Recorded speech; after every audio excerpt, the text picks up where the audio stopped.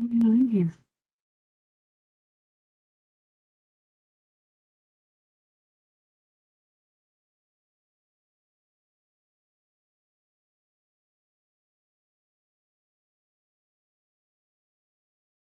You.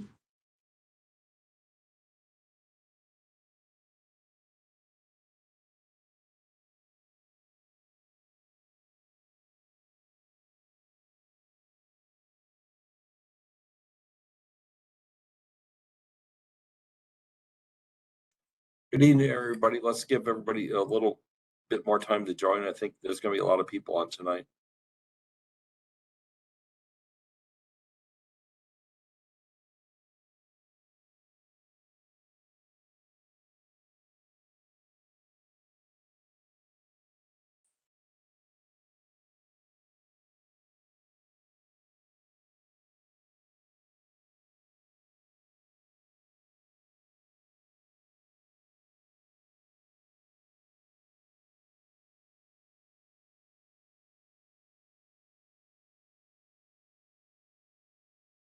Hey, Eric, you're back home. Indeed, I am. Tomorrow I will be.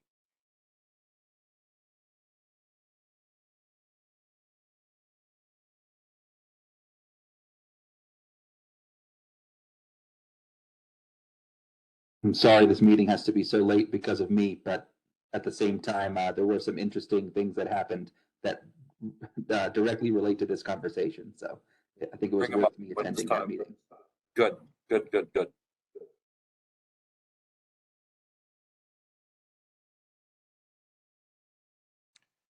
Okay, Macy, do we have a quorum yet? Yeah, you have everyone on. Sorry, go ahead, Miranda. I was just going to say, I can see the participant list. You have everyone on. So we do have a quorum. Yes, you have all 5. Great. Okay, can we call the meeting to order at 10:33 my time, 8:33 yours? All right. Trustee Blakemore. Here. Trustee Corvalon. Here. Trustee Coombs Ismail. Here. Mayor Pro Tem Mahold. Here. And Trustee Baumhover. Here. Thank you. Tonight is a single purpose meeting. It's a special meeting. It appears we have a quorum. Miranda, you want to set the table, go through the aim and talk about what we're going to do tonight? I would be happy to. Okay, good evening. Thank you for getting together for a special meeting. So tonight we are looking for the Board of Trustees to talk about Big Springs Egress and the congressional spending FEMA funds. I've gone over this a few times, so let me take us back a little bit. FEMA, so Congressman Goose dedicated $525,000 to the town of Nederland for an egress out of Big Springs. What we did not know at the time in which that announcement was made was that town actually had to apply for these funds through FEMA. Currently, we're linked up with the Office of Emergency Management under the Colorado Division of Homeland Security and Emergency Management, who are helping us with navigating this grant. I met with that team on Thursday of last week, and what they told me that in order for the egress to be an eligible expense under their guidelines, under the congressional spending FEMA funds, we would have to pursue an egress route that was at 60% completion rate with regards to design and planning. That's pretty open-ended. It does, there's no like defined characteristics of 60%, but in essence, we're as close to being shovel ready as possible. There are 3 routes that we've historically looked at, what we're calling here as Wildwood, Doe Trail, which was the original Doe Trail, and a Ridgeline route, which in some documents is referred to as Doe Trail, but for the sake of tonight's conversation, I ask that you refer to that as the Ridgeline route. As town staff, we feel like those 3 routes are at least the closest to that 60% completion rate as any of the routes available, because there has been a lot of work put into those. So if the board wants to construct an egress, you have to pick from one of those 3 routes, and that decision has to be made tonight. The reason for that is there are a series of additional environmental studies that FEMA will do that are required for this grant, and we need to give them enough time as possible to be able to do the work they need to do on our behalf. The alternative, though, is if the Board of Trustees is not prepared to select a route to move forward with, you could choose to go to a project scoping route where we continue to assess route feasibility, do some more public outreach, and design possibly a new route. It is important to note, though, that under project scoping, we would not be eligible for the full $525,000. Project scoping and looking at JVA's design and planning and what they've historically quoted us for feasibility, we're looking at $100,000, which means FEMA would give us $75,000 and we'd have to come up with that 25% match still. But that is an option for you. So really kind of gave a proposal. I threw in here as much historical documentation as I could possibly find on Big Springs. Went over some historical information of what happened before most of our time here. Let me get to the questions before the board. The questions before you is, do you want to pursue a route using the full $525,000? As a reminder, that is FEMA's 75%. We'd still need to come with $175,000, but we would be using those funds to build either the Ridgeline, the Doe Trail, or the Wildwood. Or would you prefer to use the funds for project scoping? And again, if you're looking to do the egress route, that second question is, which of the routes are you choosing? So that's a really high level overview. I'm hoping you all had a chance to look at everything in the packet, and I know there's tons of members of the public who are eager to share their feedback with you as well. But I don't know if there's any initial questions for staff.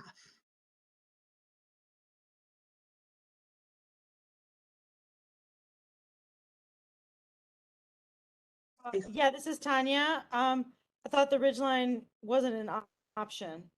So the Ridgeline could be an option. However, we did recently meet with the neighbors, and the neighbors do have some concerns about the true feasibility of that route and the impact, and they outline those. There's a letter in the agenda packet from the neighbors regarding the Ridgeline route that outlines those concerns. It is still available for the board to choose from, though. We did meet with those neighbors, and I wanted to point out that it looks like the one of the requirements of the FEMA grant is that we have community buy-in. So we're not going to ram anything through. The community has to get behind this, especially the affected community in Big Springs. Nor should we ram anything through. I don't think that's the way to operate as a board anyway. But Miranda, I do have a question about the Ridgeline route, and it's probably going to be annoying, but the Ridgeline route has historically been presented as 3 routes, as an A, a B, and a C. Now, are we absolutely positively locked in here with only going with B, or can we look at C for this funding? I just don't think we have enough documentation or enough time to go. I'm having to get to your document. I'm just not, if there hasn't been a feasibility study or any other documentation, then no, there's not enough information to go off of. That's the thing, is like we have it for the majority of the route, just not for that section that connects to Doe Trail behind the private property, right? So you're talking about this green one right here. You're talking about the green one, Route C, yeah. Yes. To my knowledge, there is not, I'm not aware of additional documentation that's available. Because while it is 2 more switchbacks than Route B, if there are switchbacks, and I mean it's much fewer switchbacks than Route A, right? And if you're looking at it that way, and it seems to me to be a reasonable compromise without the context of the looming deadline, right? So if we were to eliminate the context of the June 24th deadline, we have a situation where, the previously proposed route is unfeasible for many, many different reasons that have been gone over ad nauseum. Even according to fire experts, it is not a good egress route, and it seems we should not pursue it. Then there's the ideal for egressing, which is Route B, because it has the smallest amount of switchbacks, but it connects to the private property. Route A seems to me to be completely absurd and highly dangerous. It would involve bridges and switchbacks up on a steep slope, and it doesn't seem reasonable. So I'm looking at Route C and thinking that really is the most reasonable compromise of all the options that we have. Wildwood Lane doesn't accomplish what this egress sets out to accomplish. While it is something that's needed, it's needed for a different reason and does not solve the problem. So the idea of comparing Wildwood Lane to Doe Trail doesn't really make sense. It's not really an apples to apples comparison. They accomplish different things. So it seems to me that Route C is the way to go. And if we can't, the way I'm thinking right now is that Route C is the way to go. And if we can't submit that to build with the FEMA funds, then we should project scope it with the FEMA funds. That to me is the way I'm thinking right now. And I'm going to just give everyone a bit more information, because I was just on a County Consortium of Cities meeting where I learned that there has, at the end of this session in the State House, there was SB 22-206 passed, which is the Disaster Preparedness and Recovery Resources Act. And that creates an entire new department at DORA that is going to be funded to fund projects like these ones. So that, I think, is extremely exciting and puts a little bit more on the horizon for us in terms of where we might be able to find the additional funding that we would need to construct the egress. And the other thing that I did was I formally put in a request that county staff, we'll see if they do it, that county staff add to the upcoming ballot initiative for the extension of the transportation sales tax, which we've all been paying for 20 years or so. That has not affected Nederland at all.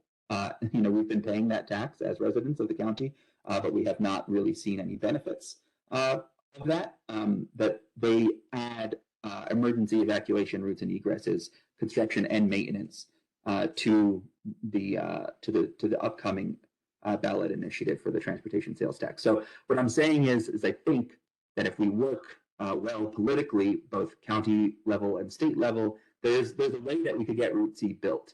I think it's possible. I mean, I don't think it'll be easy, and it'll be a longer road than just taking the 525 now and trying to ram through one of the other routes. But if we want to do this right and we want to do it well, to me, that's where I'm leaning towards at this moment in time. Miranda, let's go through the process for tonight. What steps we're going to go through to make our decision. So I think what my recommendation would be to call through all your Board of Trustees to get their initial opinion, open it up for public comment, close the public comment, and then you can deliberate, and then we will need a vote. We'll need a motion and a vote, whatever route you want to propose, or Sure. not, or project scoping. I will say this route that Trustee Coombs Ismail is speaking to, because there is just not enough data and documentation, you would be looking project scope. Okay.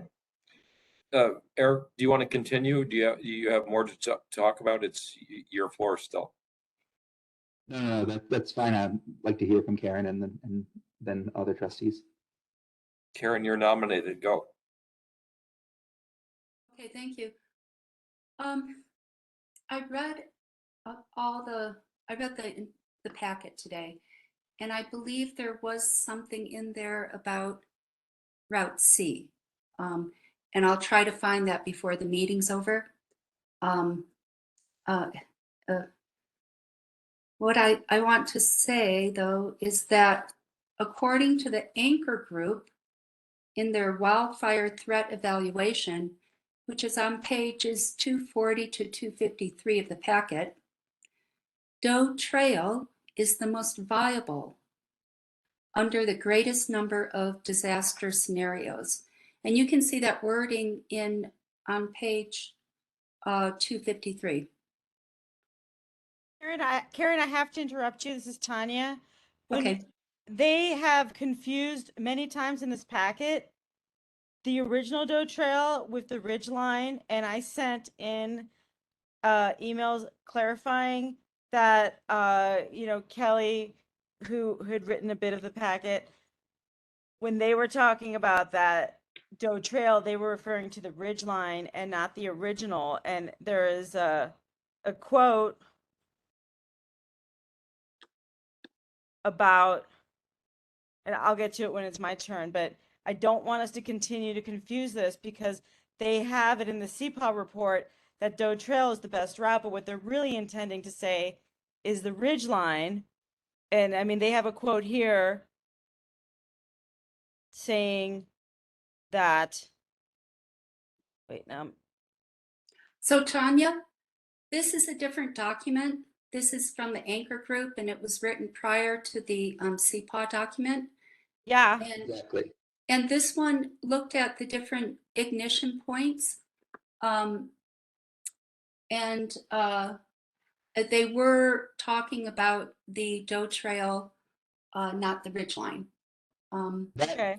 Trustee Blakemore, that is accurate, but they were not comparing it to the ridge line. They were comparing that's- it to Wildwood Lane. That's correct.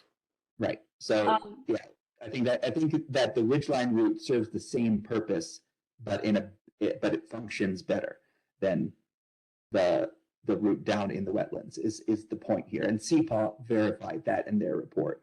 So I think that's the latest expert, guidance is that take that same route but move it up onto the ridge line and you've got your egress.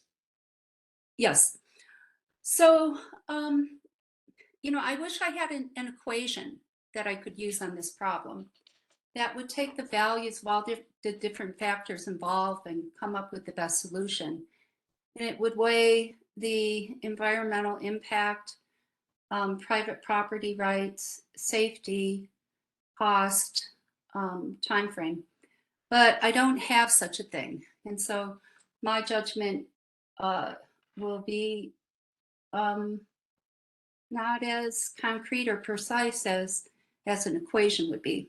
And don't forget maintenance costs. Maintenance costs, yeah. So I am not in favor of any type of eminent domain, even if it's to the benefit of the public. I think so I don't think that the ridge route is going through the shared driveway is a good solution. If we look at the Doe Trail route, that it has been vetted by a lot of different groups. We already have a Forest Service special use permit for both Doe Trail and Wildwood. We have support from the Office of Emergency Management, from the County Road Maintenance. The Public Health Water Quality Department did an environmental review. We have a LIDAR analysis from Lex Ivy that looked at the environmental impacts, socioeconomic values, and open space values. We have preliminary engineering drawings by JVA, including a drainage impact analysis. Boulder County has granted us an easement for it. Boulder County did a review. They approved the route with conditions that are mostly conditions that were brought up by Parks and Open Space. Boulder County Land Use Wildfire Mitigation has reviewed the project. Building Safety and Inspection Team from Boulder County Land Use has reviewed it. Their Transportation Department, Parks, Open Space, Natural Resources, and landowner, XL adjacent property owners. And of the adjacent property owners, 80% supported the Doe Trail. So I guess what I'm saying is we have done lots of planning on that route that hasn't been done on the Wildwood route or the C and A ridgeline routes. So we have a lot more knowledge about the feasibility of this route and a lot more support. So that's all I want to say right now. I would, this is Tanya, I'd like to comment on the Stowe Trail route because I was part of the original group in 2016 when it was Randy Lee, Alicia, Chris Pelletier, and then Big Springs residents that we walked this route 1,000 times, and it was those three were committed to this route. They were not looking at other routes. I showed them many other options, refused and looked at other routes. They got a grant, I think a DOLA grant, to create all those documents. I walked with Lex Ivy. I did all that. I was there for all of this process. We marked trees that weren't to be cut. The route has to avoid a lot of areas, and this is not as cut and dry. That frequently asked question document is really irritating to me because it's very naive. It says it's a 4-wheel drive road. It'll be really easy to bust this out. That's not the case at all. It goes along a draw. It has to avoid the wetlands. It's cutting into a hillside. There's a lot of irrigation and mitigation work. There's pull outs every 200 feet.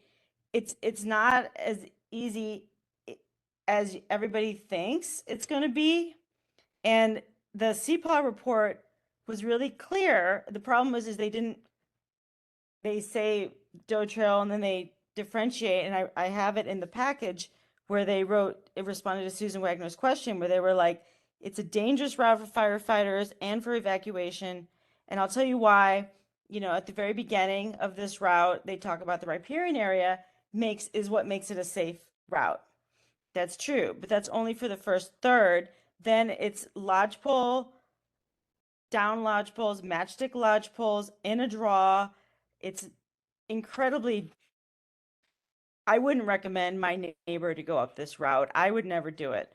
Very, very dangerous route. And just because we've done the work, Alicia and Randy Lee were committed, and Chris Pelletier, they did the work, they got the grants, and they got this work done. We could have gotten this all done on the Ridge or for Route C, but we didn't. They did. That doesn't mean it's a good idea. So it seems to me really lazy to say, we've done all the work, let's just go with a route that isn't a safe route, and let's just push it through to say we did it, when it's clear that the Ridge is a safer route. Now, how do you get there? A, B, or C?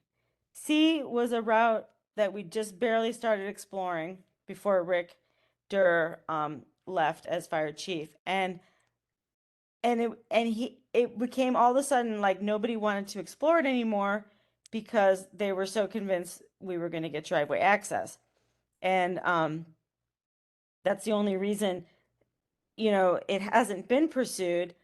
The thing is, I don't see the point in rushing through a bad idea just because you have this money on the table when you're going to be pushing hundreds of people through a route that is very steep. It's a draw. It wasn't recommended by anybody in the fire department at the time. This was strictly Alicia and Randy Lee and Chris Pelletier. They wanted it. They did it. They got it done. It doesn't mean that it's a good idea. They just said it's an old route.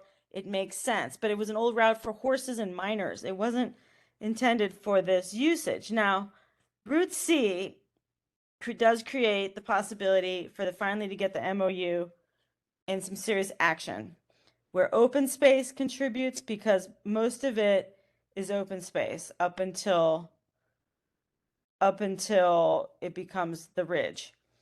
Then the Forest Department has promised to cut that and make the entire Ridge a road and a clear cut. Why aren't we pressuring them to get that done? It's part of Foresight 2, Unit 3. This has been at least 3 years. Yeah, I think it was 3 years ago. Maybe it was in 2020 when it was agreed upon that the Ridge was the better place for a fire department. They all wanted it, but nothing's happened. Why aren't we pressuring the Forest Service? Why aren't we pressuring open space? the area behind this route of Route C is in desperate need of mitigation. And it just seems to me that all the arguments for using the old Doe Trail route are simply because the work has been done. That doesn't mean it's a good idea. It was abandoned because it was a bad idea. And so I'm baffled at this, like, let's just keep on with a bad idea. It's like, what's that saying? Throwing good money after bad. We got a grant, we put money in to this route, and we have it all written down. It's not a good route. The first third is incredibly ecologically sensitive area. This is the area that's protecting Big Springs. It would be a good area to egress out until you cut out a 30-foot road with 200 pullouts every 200 feet and destroy the habitat and allow noxious weeds to grow in, and it changes the entire habitat. Then you've got the draw that goes up to the pipeline that I just don't know if you guys have really thought about it. I know we need to have an egress. It's one of the priorities, but I can't stand behind the Doe Trail route. If you want to put some money in something, then do the Wildwood route. It would at least be something, or develop the ridge and work on developing Route C, or develop the ridge up until the point of private property so that at least it's an area for firefighters to fight the backside of a fire, not necessarily the neighborhood, but it's worth spending money on the ridge. It's not worth spending money on Doe Trail. And I think you're kidding yourself if you think it's going to get done with 525 plus whatever 100,000 we put in. It's just a mess. And I'm sad that we're back here because, like, I swear I've been on this conversation since 2015 or whatever, dealing with Randy and Alicia and Chris and the design advisory team, which were neighbors, and we're just, I can't believe we're back here.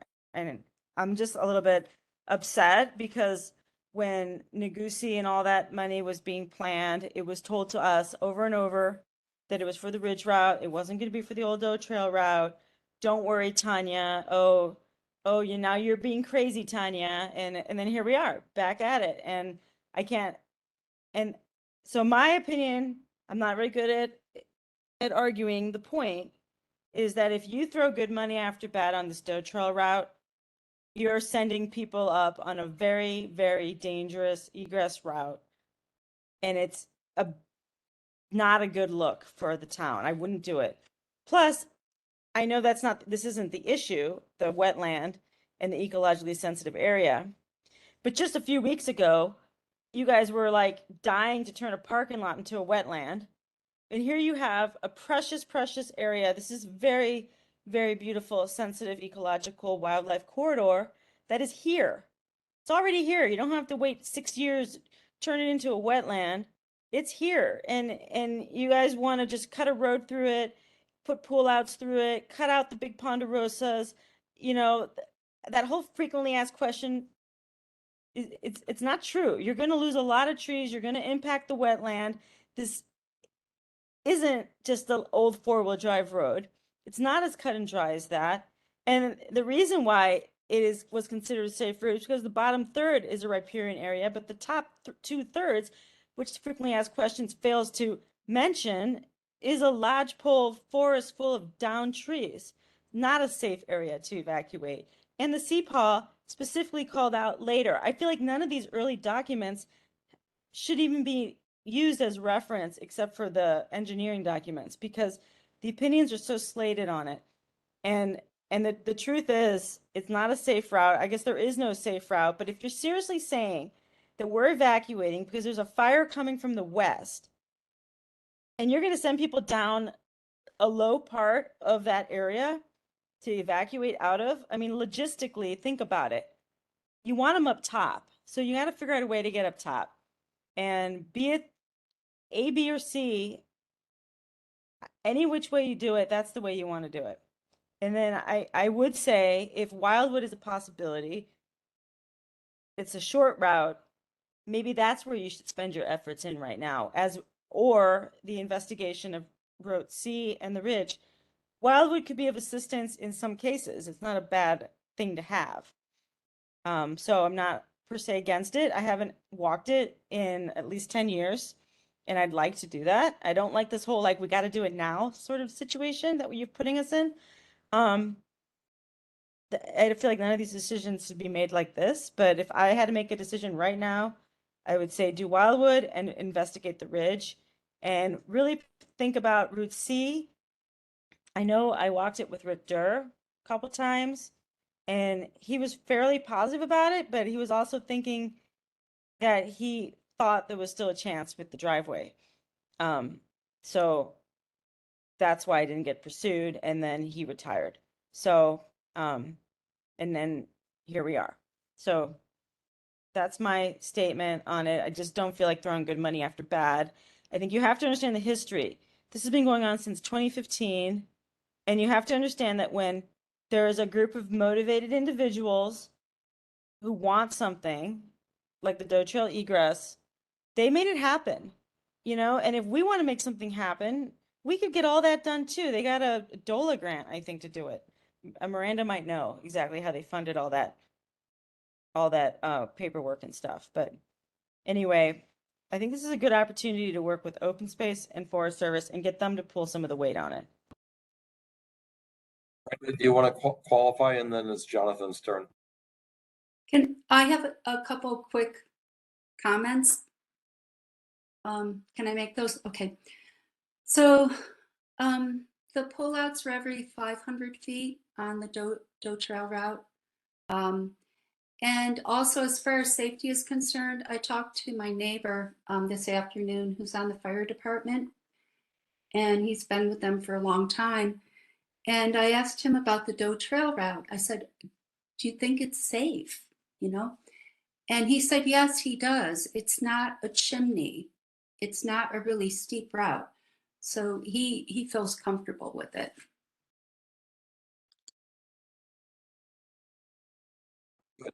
Miranda, there was a question Tanya addressed to you. Yeah, so I mean, in terms of the funding that was previously used to do some of these feasibility studies, it was DOLA funding. And then as Eric noted, there is a lot of other funding available. Should the desire of the board be to project scope, it is possible to go after not only FEMA funding, but alternative sources through DOLA or other funding, like for the Forest Service, to build the route. Alrighty, Jonathan, weigh in, please. Wow. A lot of valid comments made tonight, a lot of different issues. Clear to me listening to this board, there is zero consensus on the current newly elected BOT on this. I'd like to speak to a few things Tanya mentioned. I can also speak to this, having been a former ProSAB member, also going back in town volunteer duties through the 3 previous administrations that she mentioned, also working closely with individuals in town that she mentioned. And would also like to speak perhaps in a different light about the fact that the town of Nederland is built on volunteerism. And those individuals that step up to champion a cause and an issue usually put their whole life and body into it, and the work that they accomplish should be respected. And while it may not be able to be followed through on through lack of grant funding, support, and that we shouldn't just call it a bad idea. And while 6 years down the line with new homeowners, new individuals inhabiting the subdivision, and new fire chiefs, new town administration, new legal representation, as a board, we may have new and different information. I would ask, as our former mayor, Trustee Taylor, did, to recognize and respect the work of your former volunteers that put all this hard work in as volunteers. That said, fundamentally, tonight, I think we have a decision of, do we pursue FEMA funding or not? So I have a question for town staff, which is, how many FEMA grants from the 2013 floods are we still closing out? Miranda? We've officially closed out. They do take a long How- time though, to your point. How many years did that take? I know, I know Chris Pelletier and Karen Garrity closed out the last one in 2020. So not sure the award date, but a So significant. does the current administration feel that FEMA grants can be an unnecessary burden on town staff time due to the specific requirements such as we must have a 60% completion of plan to be awarded this funding? Yes, I haven't done obviously a FEMA grant here. And so I think maybe the difference now is that we do, for this grant specifically, we have OEM who's involved, and historically that wasn't the case. You applied on your own, and we have our grants manager. And so I think the structure around town staff, we have the capability, but it's because we have those support systems in place. And Okay. then in terms of like future reporting, we would probably look to Jen Waltz to continue So to. current town staff has not dealt with a FEMA grant. Previous town staff has found it a struggle due to our high demand on town staff for their expertise and how honestly we ask too much of y'all. So while now our town is better situated having a grant manager, we have a history of knowing these grants, these funding source demand an exceptional amount of staff time and a lot of jumping through hoops, which as a small town, we may not be able to jump through. As a BOT, we're presented with choosing to fund this on a very quick decision on 3 routes that are still, as Trustee Corvalon pointed out, very contested.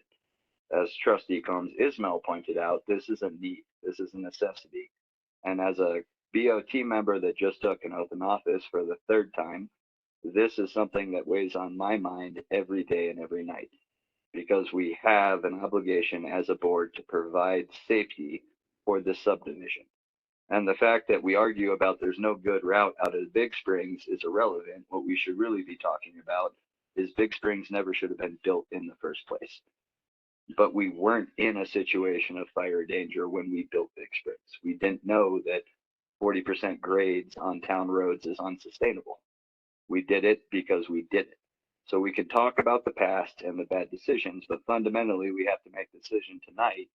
Do we go with a plan that the neighborhood doesn't like, because as a BOT, it is our duty, and we took an oath in office to uphold the Constitution, to provide our residents with safety.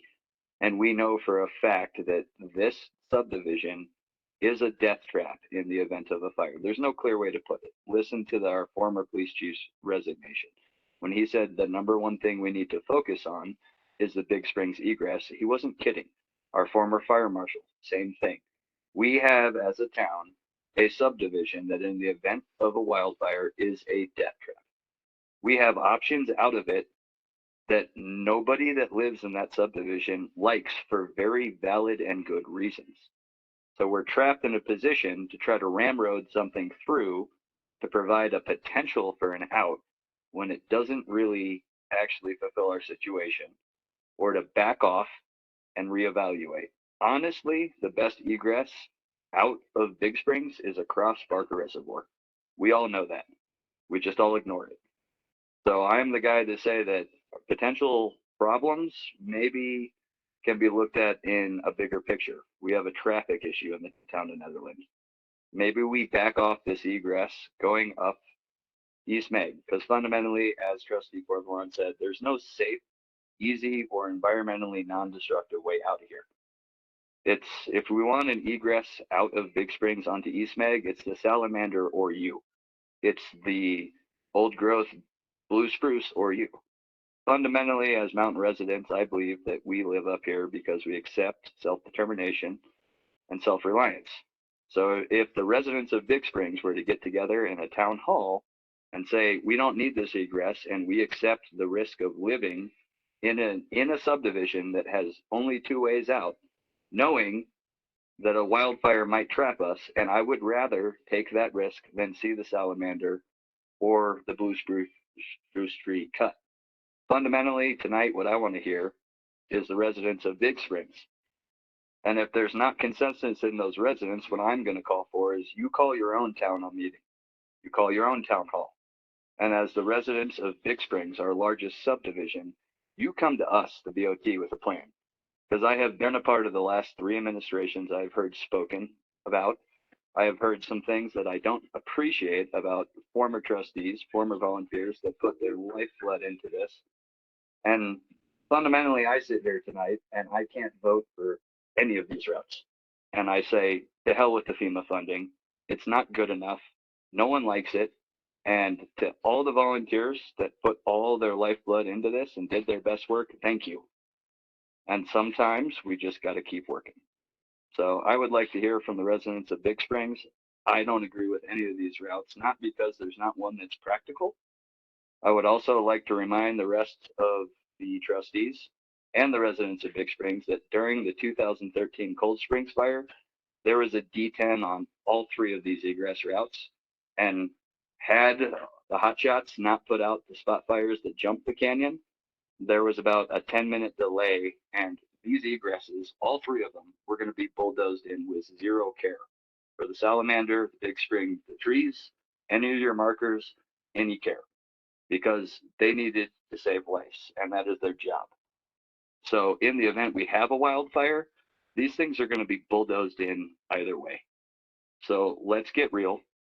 If Big Springs residents don't want any of these, let's not waste money. But let's also recognize as a BOT, then let's readjust our ordinances and let's get them all to sign documentation that they accept the risk of living in a subdivision that they don't have a safe route out in the event of a wildfire. And we have done our due diligence as a town to provide them with one. Hey, Tom, I found the documentation about Route C, A, and B. It's on page 215 of the packet under other alternatives studied. Route C is the second paragraph under other alternative studies studied. The I just wanted to, oh, sorry, go ahead. So the first route begins at Alpine Drive and traverses a heavily wooded hillside on the east side of the ridge. It would require substantial earthwork and forest clearing work while also creating all new disturbance. Connecting to Alpine Drive to the hillside would also be a challenge due to the grade differential between the road cut and the available public land.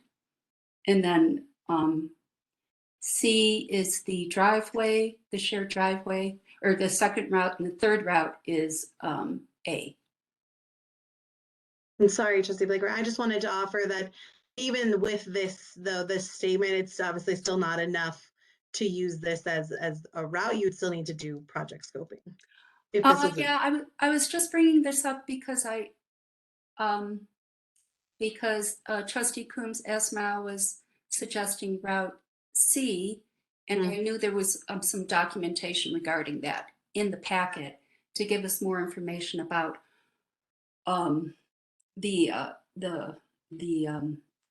whether that could be used or not. Yeah, thanks for that. Okay. Good.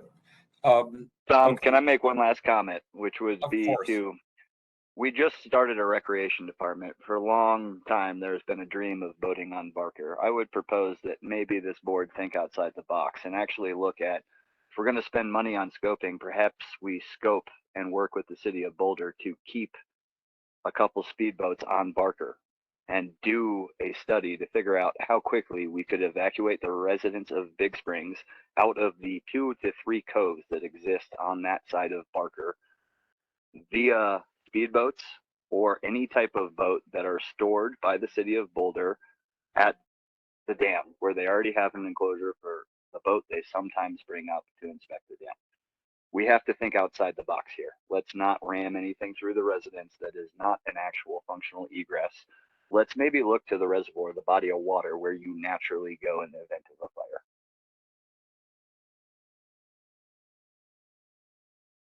Alrighty, thanks. Anybody, any other trustees want to speak?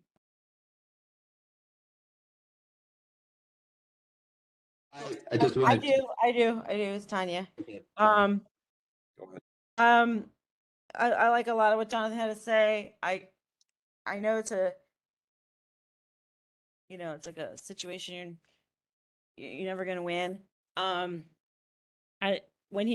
also had talked to firefighters during the Cold Springs fire when it jumped, and they were like, yeah, we could create that road. We could have just bulldozed it if we had to. My idea is to continue to work with the Forest Service and our own funding and open space to create that ridge so that if they had to bust through, it wouldn't be that hard in the hopeful not event of something like that happening. I think that doing it all onto public land with the idea of in case you had to is not a bad idea, and it's been talked about many times. I also have thought about boat evacuations as something, and I know it's not on the table right now, and we don't own speedboats, and where do you store them in the winter and all that, but it's worth considering. I know a lot of people that I know have boats and they're willing to hike them down or up, down to the res in one of the 3 coves for that explicit purpose. You have to be prepared if you live up here, you could drive out the egress road, or you could get on a boat and pray, either way you're praying for the best. So it's not a good situation. But I do like a lot of the things that Jonathan had to say. That's my comment. Yeah, I wanted to second the option that, not second as in I would vote for it necessarily, but I do see it as a viable option that we do not pursue this FEMA funding. I wouldn't shed many tears. It turned out to be a bit of a poison chalice. It's not exactly what we thought it was. We're going to have challenges coming up with the match, and the amount that is on offer is not enough to build any of the routes that are on the table. Not even one of them would be covered by this, not in a million trillion years. And that original doe trail route will require a bridge across a seasonal stream. Like, there would be culverts that needed to be built into it. The maintenance on the fact that it would be constantly flooding would be an issue.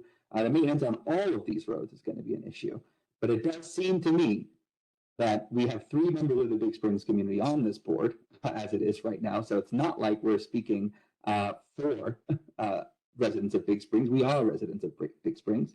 And yes, this is something that is important that we do need to do. And if it has to be Route C, because it's the route that is the least contested, and it's the route that it seems like we might be able to get close to 100% community support on, because it doesn't use private land and it doesn't destroy a riparian wetland, and there's so many things it doesn't do badly. It just has those couple of switchbacks, which are not ideal, obviously. And yeah, there are some construction challenges, but there are going to be construction challenges on every one of these routes. And once again, I have to stress so much that this money is not going to pay for it. It's not enough. And so Jonathan's suggestion there that we just say, I guess we have to, go at this in another direction, I think makes a lot of sense. However, the fact that there is project scoping funds available, it seems to me that we should at least potentially pursue that. We could end up turning it down in the end if we wanted to anyway, but we should at least submit something when there's money on the table, and then we'll have more data, more information, more documents for residents to pour over and decide whether or not they like it. It just seems to me that we should go for project scoping at this point. Mostly for the reason primarily is not, I don't think, what's for the greater good. What I think is for the greater good is for us to build Route B along the ridge and get access to the private driveway. That is the correct thing to do if you are governing with a greater good mentality. But I'm not, because I believe in democracy. right? Yeah, And so Eric, to that consistency- comment, I would like to say thank you, and I fully agree with you. And I think that's fundamentally the reason we're having this conversation tonight is because all plans that have been written up for this egress have been made by volunteers or paid staff, former firefighter chiefs that acted out of a greater good mentality. So I would just ask that all their work be respected and we recognize that that was their job. That was what they were paid to do or the oath of office they took. So let's recognize that those are their plans, but let's also recognize that through it all and all that good work, the residents need to speak. Yeah, and just to close out what I was saying, that and I agree with that as well, Trustee Baumhofer. But just to close out what I was saying, you know, I do think it's a shame that there is so much resistance to it by the neighbors. I understand their concerns. I don't agree with them. I think most of the points that have been raised are not really issues that would happen with this route. The driveway would be widened to the Boulder County standard, which is the standard that the road is to be built on. It would likely be an improvement more than anything, I think, to that land. I think it's a shame that they think otherwise. I don't think that they're right. I think that they're quite wrong. But at the same time, I value democracy. Democracy should always be our guiding principle, I think, even if the greater good might suffer a bit. I think if we get there in the end through democratic process, we'll get there in a way that's much stronger and we'll be better off for it. So that's how I'm feeling. Aaron? Yeah, sorry, I have another piece of information here about the Route C. I'm looking at the zoning map for the town, and it looks like Route C goes through private proper. Oh, never mind. I see that it is Forest Service. Primarily open space. Yeah, I see that. Okay, we're at the 55-minute mark. Does anybody else from the board want to speak before we go to public comment? And when we do go to public comment, I'd like to have the residents of Big Springs speak first. Secondly, anybody who may or isn't a resident but has been involved in this process that wants to say something. And thirdly, the public that has a point of view. But before we go there, any last thoughts? This is Tanya. I do want to agree we, at the very least, apply for the funding for further studies. Anybody else? I have comments to read from my neighbor. Is your neighbor going to talk anyway? No, they're not here. Okay, go ahead. Okay. So they say, we have no information to give input. However, with 525,000, I would think it best not to use the money for more possibilities, but to get something finally done. I was on a committee in the very early 2000s trying to get an access road from Wildwood through to that open space area to Magnolia with no luck. Of course, I prefer any access road close to my house, but again, with over $500,000, couldn't 2 of the 3 proposed roads be done? A lot of people live up here, and seems to be me that it isn't such a bad idea. It seems to Phil, her husband, that the Wildwood route would be the cheaper and completed the soonest, which is needed ASAP. That's it. And who's your neighbor? My neighbor, Shell and Phil, they live next door to me. What's their last name for the record? I'll have to look that up. Okay. Does anybody else have anything to say before we go to public comment?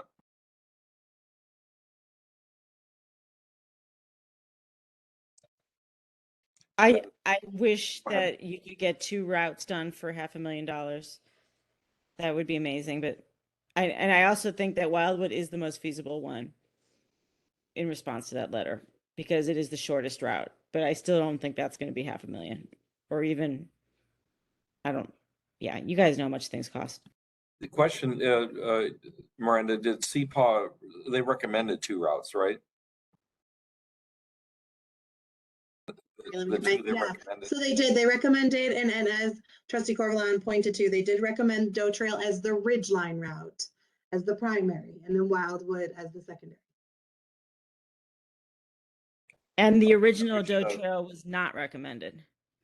Correct, yeah, I think that's where a lot of confusion comes, is that the Ridgeline route was still referred to as Doe Trail, which is why, for the sake of this conversation, we're calling it the Ridgeline. It's never necessarily been referred to as such in documentation, but that's what we're calling it tonight. And that's the one that hooks off the driveway, the private driveway.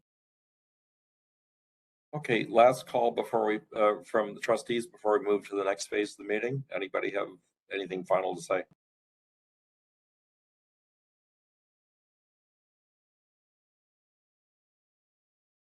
Okay, can we have a motion? Do we need a motion to go to the next phase of the meeting?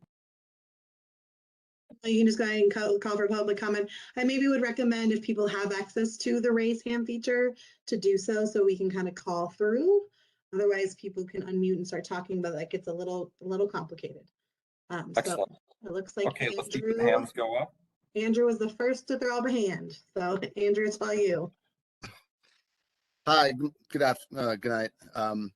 Yeah, so I guess I agree with a lot of what Jonathan had to say.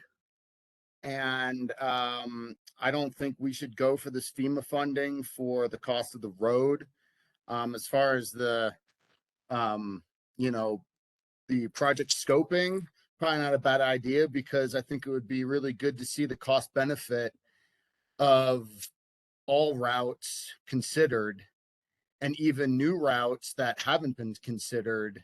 So all the residents might be able to really see what the nuts and bolts of the cost is going to be to the town and the associated costs with all that. And regarding the driveway, it's private property, and it would really change the feel and look for all of the properties on that hillside. I've spent my life savings to buy this place, and it's the largest savings that I have, and I would hate to see that impacted in any way. It's a little Other than late, that, but, Andrew, can you identify yourself and where you live? Oh yeah, Andrew Neese. I live at 54 Doe Trail. So I'm the first house on the driveway. You guys are, we're talking about being part of Route B. Excellent. Still your floor. Anything that you Thank want you. to say? Perfect. Miranda, who is next? Are you wanting to do 3 minutes of question for each person, or are you looking to just? Yes. Yeah, I think that's entirely appropriate. That's the way we're operating now. Any trustees want to have anything for Andrew that they want to, I think Julian called them clarifying questions. I mean, I got one question. I apologize, I don't have my video on. In dealing with re-administrations from the town of Nederland across, being a property owner that is potentially of this route, have you received potentially mixed messages as a property owner, or has the messaging been consistent with the town of Nederland?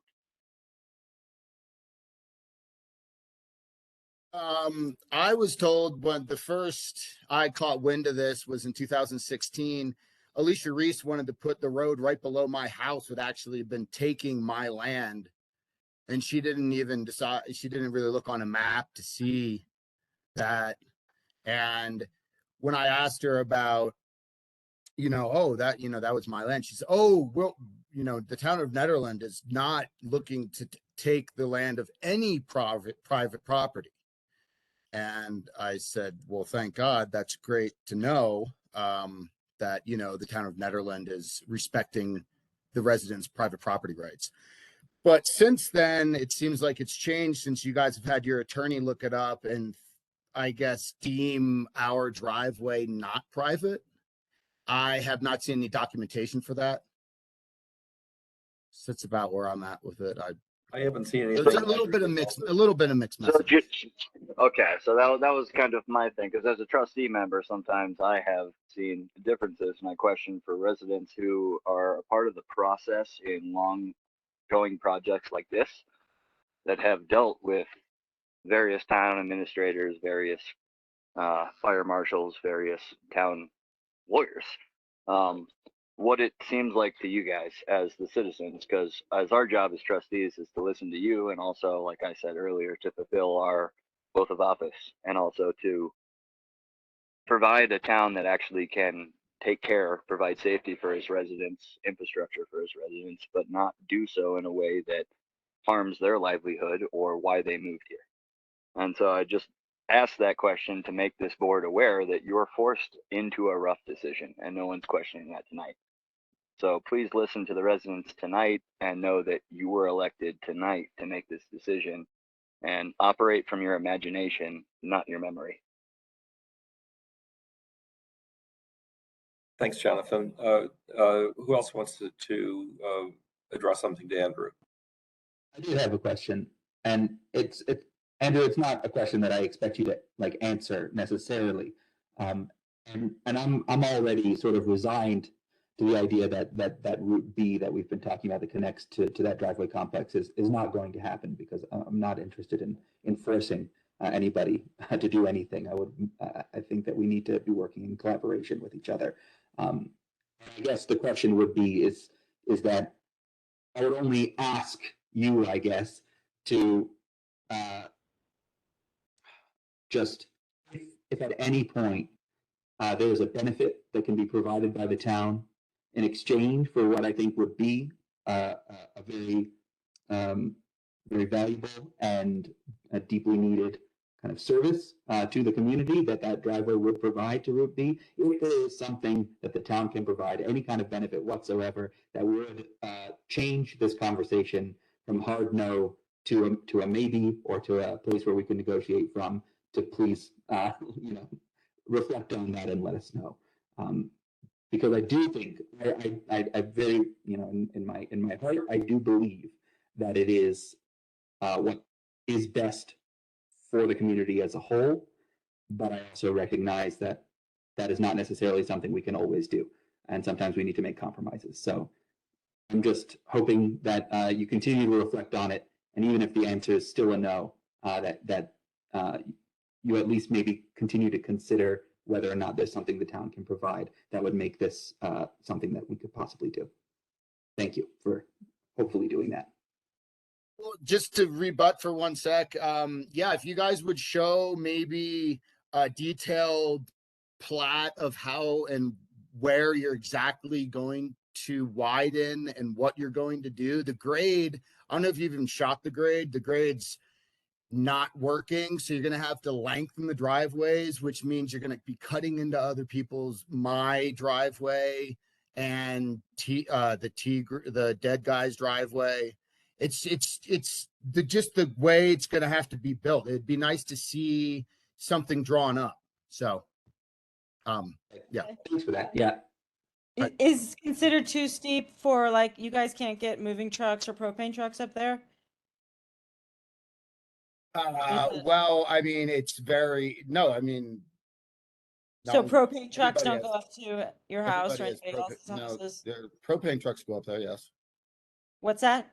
Yes, propane trucks do go up there. It's just like super narrow, very tight switchbacks. Everything's gonna have to be widened, and it's gonna encroach on my land. But who told you it has to be widened? I had an excavation company come up and tell me. From Town of Nederland regarding the egress? State requirements for egress. We're a statutory town. If we build an egress, it has to meet certain requirements. We never required driveways on Big Springs to meet any requirements. That's why he's commenting grade isn't working, because our town roads grade don't work there. And what is the grade that statutory requires? Because I'm curious if even the Doe Trail egress meets that, or it does, the original. That's why we have to do so much rock work, blowing up stuff, regrading, moving in dirt work. That was commented in. That's all part of JVA's 500-page report on it. Gotcha. Okay.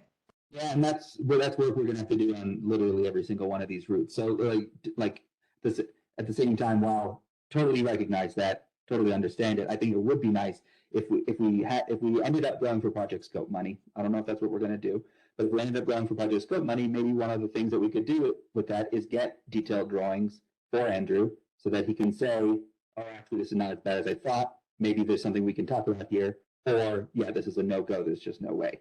But it'd be nice to have that information. And so this time crunch just doesn't allow for that. And in that way, I think it's kind of inappropriate. Is this again another Right. statutory town restriction upon us? These are great questions. Can we let the residents of Big Springs speak? Sorry, Andrew. I don't want to, I really want to hear from the residents of Big Springs because this really comes down to them. This is I'm for them. curious, This is for their safety. Jonathan, you said statutory, so all the requirements for the egress and everything is These related days, to- everything has a requirement. So I'm a construction guy. I build things. So these days, you know, your foundation, your house, your driveway, everything has a requirement. This wasn't necessarily the case back in 1980, even 1990s for small little towns. So we did a lot of things as a town in Nederland because we just did them because there wasn't rules. And in between 1990 and now, as everyone knows who's grown up, well, we've become a society full of rules and expectations, and that, and a lot for the good. Sometimes it creates situations that there's so much damn red tape that it's not great. Fundamentally, these things have come out of, like you said, that grade we want to follow. It's a road. Everyone who walks it can see it's a road. I was a former resident on Wildwood for 2015 through 2018. So I was a former Big Springs resident. I was next to one of the proposed egress routes. I know both the neighbors were not in agreement with it. While I agree with you, Trustee Corvalon, it's the easiest. It has zero actual effect for the residents of Big Springs. We're trying to evac. Anyone on Wildwood already has access to the two egresses that are the only way out. What we're dealing with is egressing everyone that's down by the res that fundamentally have too many switchbacks and too many dangerous areas in wildland fire situation. But again, I would just like to say, I like this 3-minute comment, but I really want to hear from the residents of Big Springs because fundamentally, like you have said, there's great plans here. There's no good way out of Big Springs. What we need to know is what do the residents of Big Springs want? That's my decision. Eric has said, and I agree, I don't like FEMA funding. I've seen it do more harm than good in this town because of the demand it puts on town staff time. And I have not seen the benefits of FEMA funding versus creative solutions that this town is more than capable of coming up with. So just would love to hear from the residents of Big Springs. I'm a resident of Big Springs, and I'd like to comment. I was gonna run through the hands that were up. What's your name so I can put you next on the list? Who's a call-in user? Margaret Yansura, 78 Doe Trail. We could not access the web, visual, so we're on the phone. Not a problem. I will call you. You'll be fourth in line. The whole It would be time. helpful if people would say their names when they're talking also. Yeah, as the trustees. Okay. The next one. Jordan Rush, you want to go next? Hi, yeah, thanks for having me. My fiance Lindsay and I just bought 71 Doe Trail in March. And while I have a lot of educating to do on this topic, I'll speak briefly how we're feeling. I think it was the first week after we bought our house, we were down at one of the breweries talking about our new home. And the first comment to us was, "Oh, that place with one way out." And then that and with the Boulder fires really opened our eyes to the situation. We moved here to live here and to be residents of this community. That's our first and foremost. We are here to live in Ned for as long as we can. So our interest is we 100% believe and want a secondary egress because that's important to us. But the one thing I want to say is on Jonathan's comment on boats. I will say this: we have additional family members that live in this house with us. In the case of a fire, you know, reading what happened in Boulder, people were in Target and 10 minutes later their house was gone. You know, if we're down at Delicate or Decent getting a bagel and we see the hill on fire, we're going to risk our lives to go rescue the rest of our family. So a boat across the reservoir is not going to do it. That's all I really want to say. We are here to be part of the community. We are happy to volunteer, and anything you need from us, we're happy to help. Thank you, Jordan. Trustees, any questions for Jordan Rash?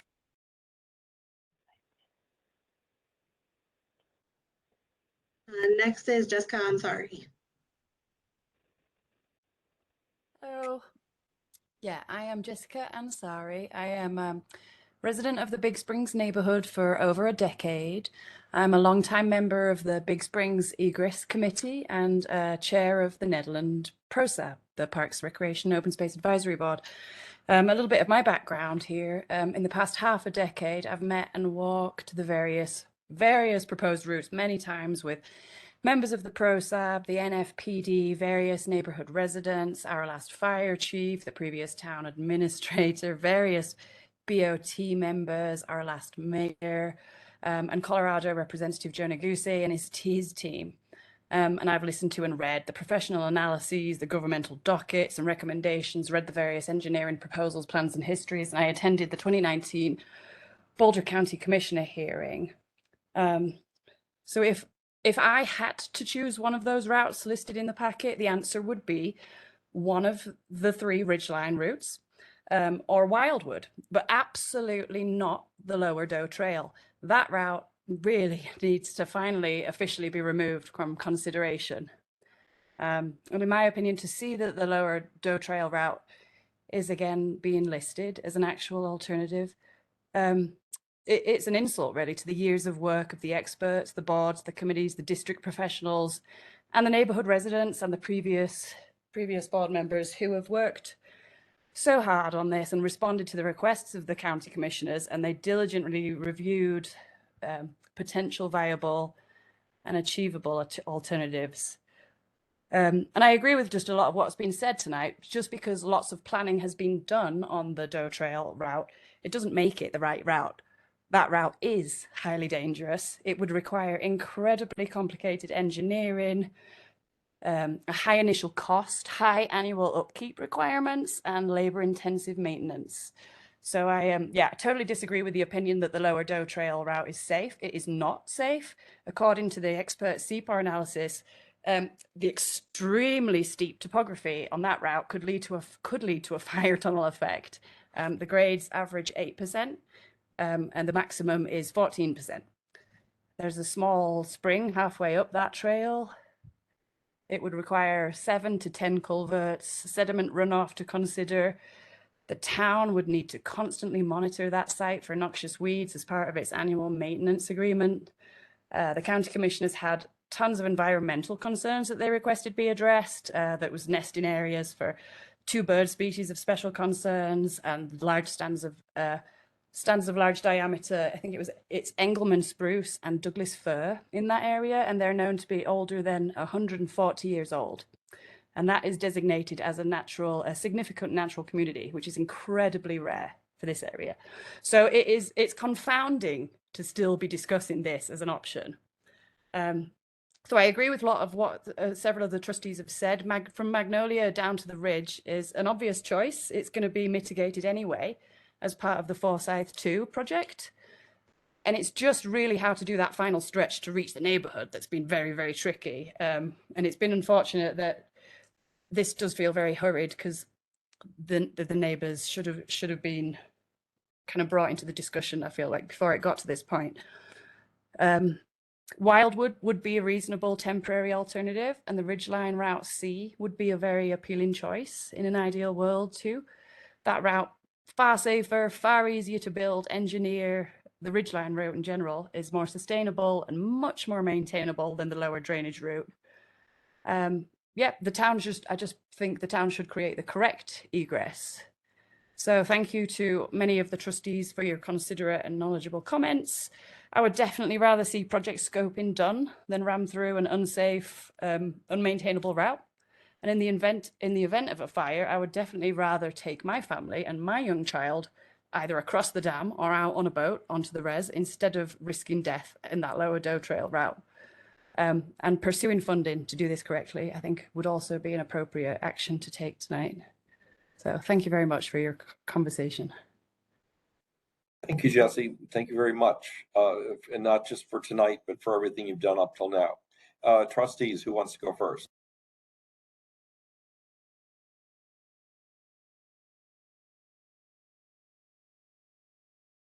I don't have a question. Just Only wanna that, thank thank you, Jesse Jesse, also. and I agree with everything you just said. Yeah, ditto. I have a question. This is Karen. So Jesse,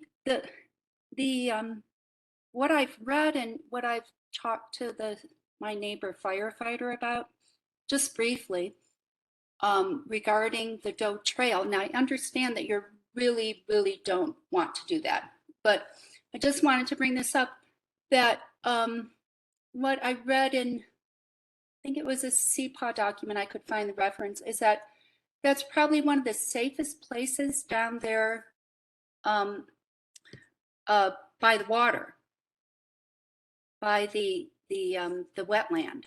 And so I'm just wondering if you wanted to comment on that. Yeah, sure. I'm not sure what documents you've read because everything I've read kind of states that that route could become a chimney of fire. It's a draw, and so because of the grade, the steep topography could lead to what CPAW analyzed as what's called a fire tunnel effect. And that was analyzed as a location that could quickly become a death trap for those using the route. And that's kind of a big concern of mine. I obviously don't want to take my family up a death trap. If a vehicle got stuck on the Doe Trail drainage egress, the lower one, even with pullouts every 500 feet, the results would be catastrophic to human life. Thanks, Jesse. Chief Scott, you're on the line. Are you willing to comment? We've heard from Trustee Blakemore about one fireman's point of view. Do you have a point of view?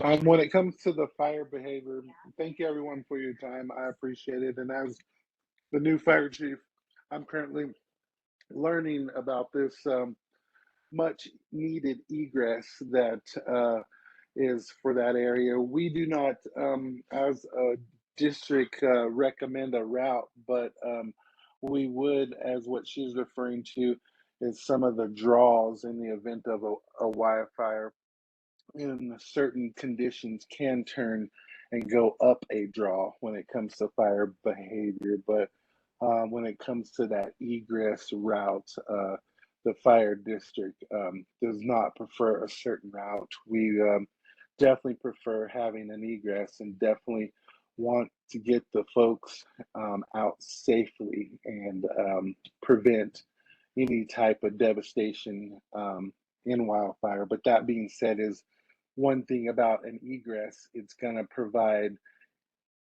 for disasters in general, not just wildfire. So I think in the event of an emergency, that passageway, whichever the community agrees with, should be used for all disasters. So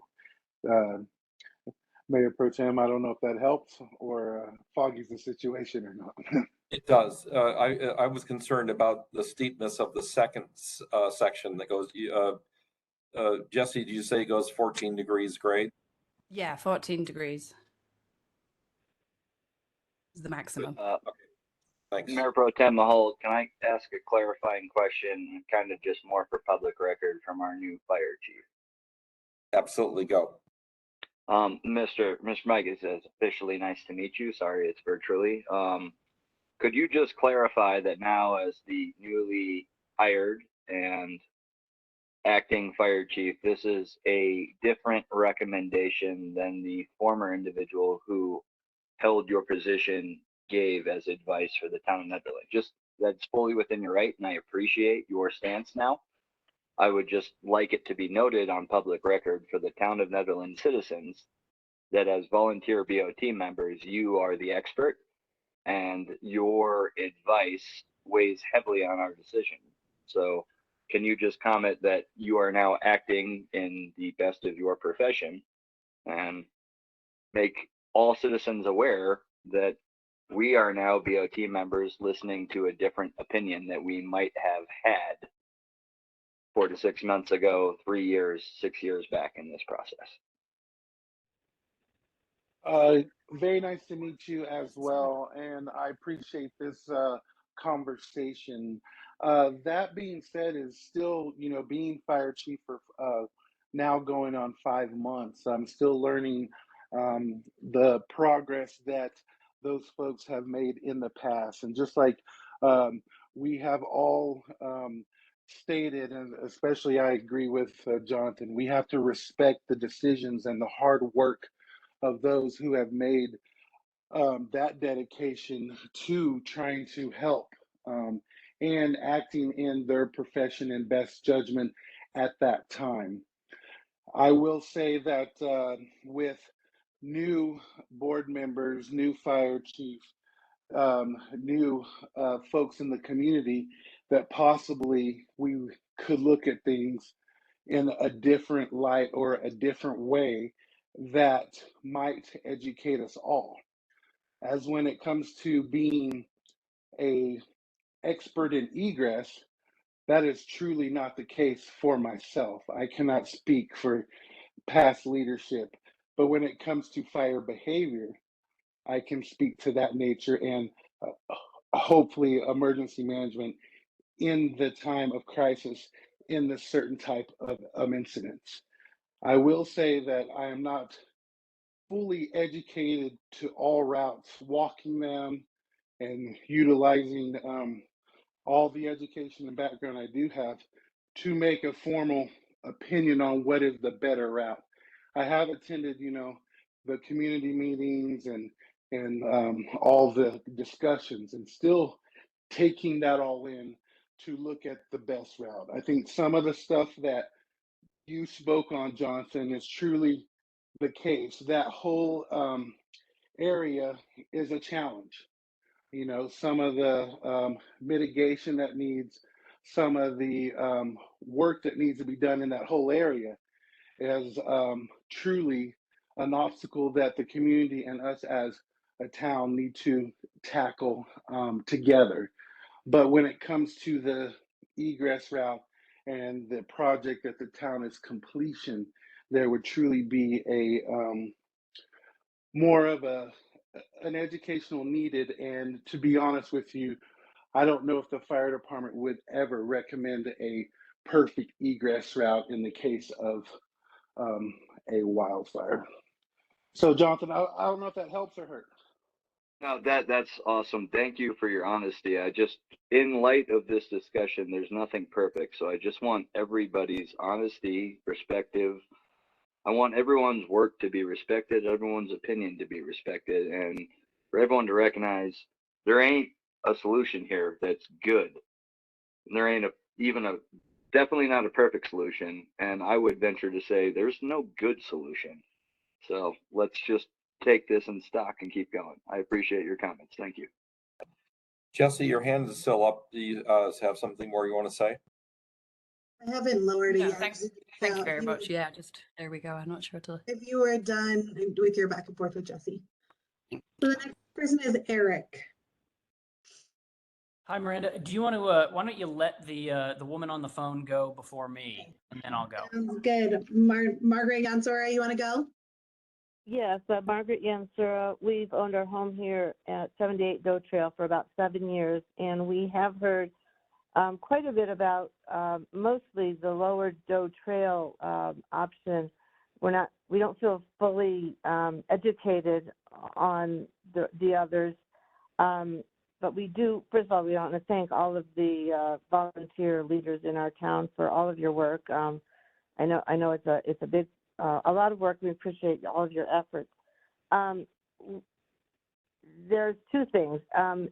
having a meeting at 8:30 at night is not ideal. If you've only got 4 people out of the hundreds who live here commenting, it makes me somewhat concerned that people, aren't informed about it.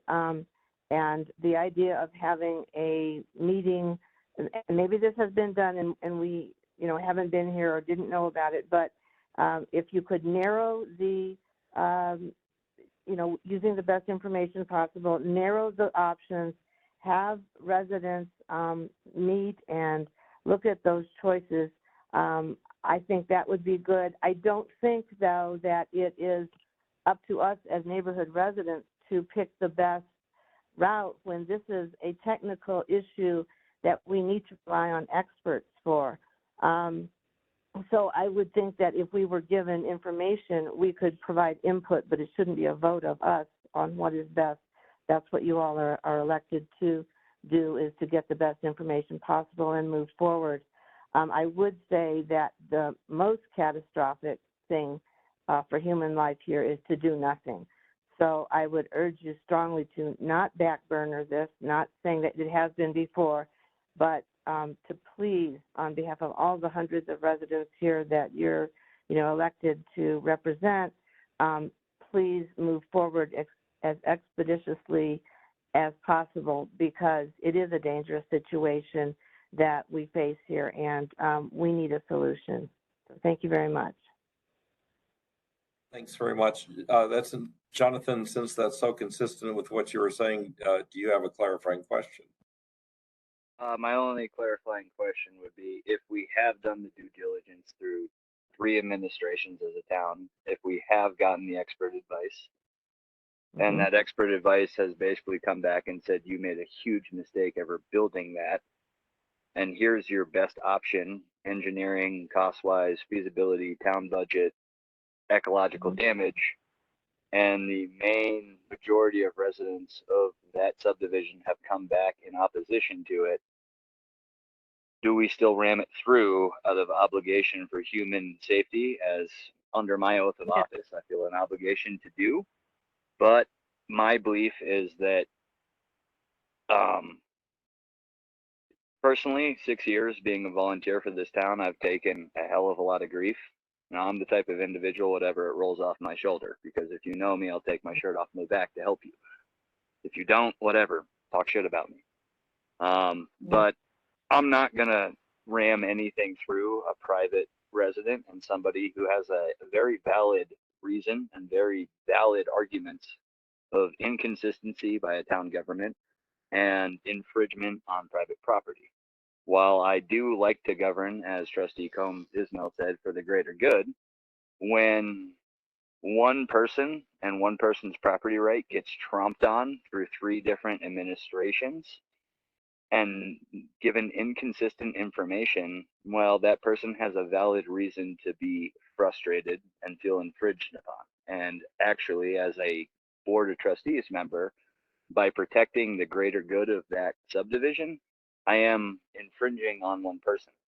So I would rather, as a small town of less than 1,500 in a society drastically struggling with social capital, see that community come together and those folks have picnics, barbecues, whatever they need to, so that when you come to us as a BOT member, a BOT that currently is having a special election because we're 2 down, and ask us to make a decision in a fighting community, that at least there is a majority or a consistency. And what we're faced with tonight is a lose-lose, because we don't have any good information. The experts say we never should have built it. If we want an egress, here's the quickest, easiest route that's in your thing. It's completely out of line with your comprehensive plan, with the sentiments of that entire subdivision, with your environmental beliefs. But if you want to save lives, this is the best way out. So Well, this is why I say, yes, yeah, please cut me off. My thing to the residents of Big Springs is, I don't want to push anything on you guys, but I'm terrified. Okay, but where are you getting the idea that most of the residents are against one or more of the egress routes? 6 years of listening to public comments, being involved in it, what Jesse Amasari just spoke to. They're not against the egress. They're against doing environmental damage. And fundamentally, there's not a great way out of this egress. So it's either we choose the lesser of two evils, so to speak, or we punt the funding and work together as a community to readdress how we get out of Big Springs. It's the salamander or you. It's the blue spruce or you. And fundamentally, my job is to listen to the residents. My oath of office is to provide you with an egress. I can't do both. I either have to force an egress down the residents' throat and hope that I have majority that is more worried about human health and safety up there, or I have to listen to the folks that I personally know as volunteers. And that means a lot to me when I know you and you're speaking and you have been there for the last 7 years. I've been a part of this. So I kind of might be harsh as a BOT member, but really what I'm saying to the residents of Big Springs is you fight it out. I'm really tired trying to decide whether or not I ram something through a couple property owners' rights for the greater good because they have valid arguments, or I ask the rest of Big Springs to go petition that resident and show that resident that putting an egress through their private property is worth the greater good. I can't make that decision. Social capital has to. Trustee Blakemore. Thank you, Mayor Pro Tem Mahold. I found that reference to where they are talking about the moist drainage and how that impacts the safety of the route. It's on page 87 of the packet, the answer to the first question. Aaron, I'd like to respond to that. The moist drainage is only the bottom third of that route. The other 2/3 or all the way to Magnolia is not a moist drainage. So yeah, the safest place is at right there in the wetlands by the spring in the moist drainage for sure. But you cut a road through there, it won't be a moist drainage anymore as much as it were, and it ruins some of that. But it's also in the frequently asked questions, I state that. But Yeah. understand that the moist drainage, it's the safest place to be is at the bottom of the moist drainage, but you're egressing out of there. You don't stay there. Okay, I just want to read the question and the answer because it has a little bit more in it. Yeah, but this was and you can believe it or not, but I just wanted to point out it's in the FAQs on that page. The question is, we all know that fire runs uphill. Wouldn't it be foolish to run an egress road up the Doe Trail drainage? Didn't the Nederland Fire Protection District Community Wildfire Protection Plan, CWPP, say as much? And then the answer is, according to the authors of the CWPP, which is the Anchor Point Group, a fire starting in the drainage from, say, wind-blown embers is more likely to run up the adjacent hillside than up the moisture drainage. The Doe Trail time until fire arrival analysis that Anchor Point conducted for this project shows that the bottom of the drainage is the safest place in the area to be in a fire. Evidence from the Cold Springs fire supports this. That's it. Thanks for clarifying. Thank you. Trustee Coombs Ismail. No questions. Okay, anybody else before we close out and move on to the next citizen? Sorry, I'm muted. This is Tanya. I wanted to respond. There's so much confusion. It's not that residents per se are against an egress. They don't want an egress that isn't going to be anywhere near good, which is the original Doe Trail egress. We need to keep searching. For instance, the Wildwood egress is too far west, but is it still a good egress? I really don't know personally because we haven't walked it in over 10 years. Maybe we need to do more research on that. Maybe we need to do more research on Route C. Maybe we need to push the Forest Service to clear the ridge like they've been talking about doing for 2 years and open space. I feel like it's not that people are per se against an egress. They just don't think any egress is the choice. And I know, Tanya, I things, really I'd like to respect what you're quote saying. something I would since really like you to understand that the expert advice this board has gotten previous 3 administrations is you made a huge mistake building the subdivision there. There is no good egress. We I made a understand, mistake but as a town. Jonathan, right now, I'd like to quote something Sorry, I appreciate it. It's your floor. Sorry, I apologize. that's okay. Of course, I lost my spot just now. Give me a second. Aha. So this is a letter written from Kelly from CPAW. And this is a quote. We did note in the report that there were further follow-up qualified professionals and residents required to determine the best connections options to Big Springs. The preferred outline in this report involves completely avoiding the wetland area in question, with both options requiring further thorough and in-depth study by qualified professionals. In my professional opinion, the alternative route to this route, and that is the original Doe Trail, places residents and firefighters in dangerous conditions due to terrain and fuel influences. The alternate route also would entail significantly more road engineering, fuel modification, and maintenance. So in response, the frequently asked questions report was done in 2016, and it was justifying all this work that was done, and it's wonderful work. Don't want to discredit anybody's paid and volunteer labor, but it's silly to say that, of course, the wettest part is the safest part. That's obvious, but you're moving out of there and then you move into a very unsafe, steep zone. So I'm done. I've already said it many times.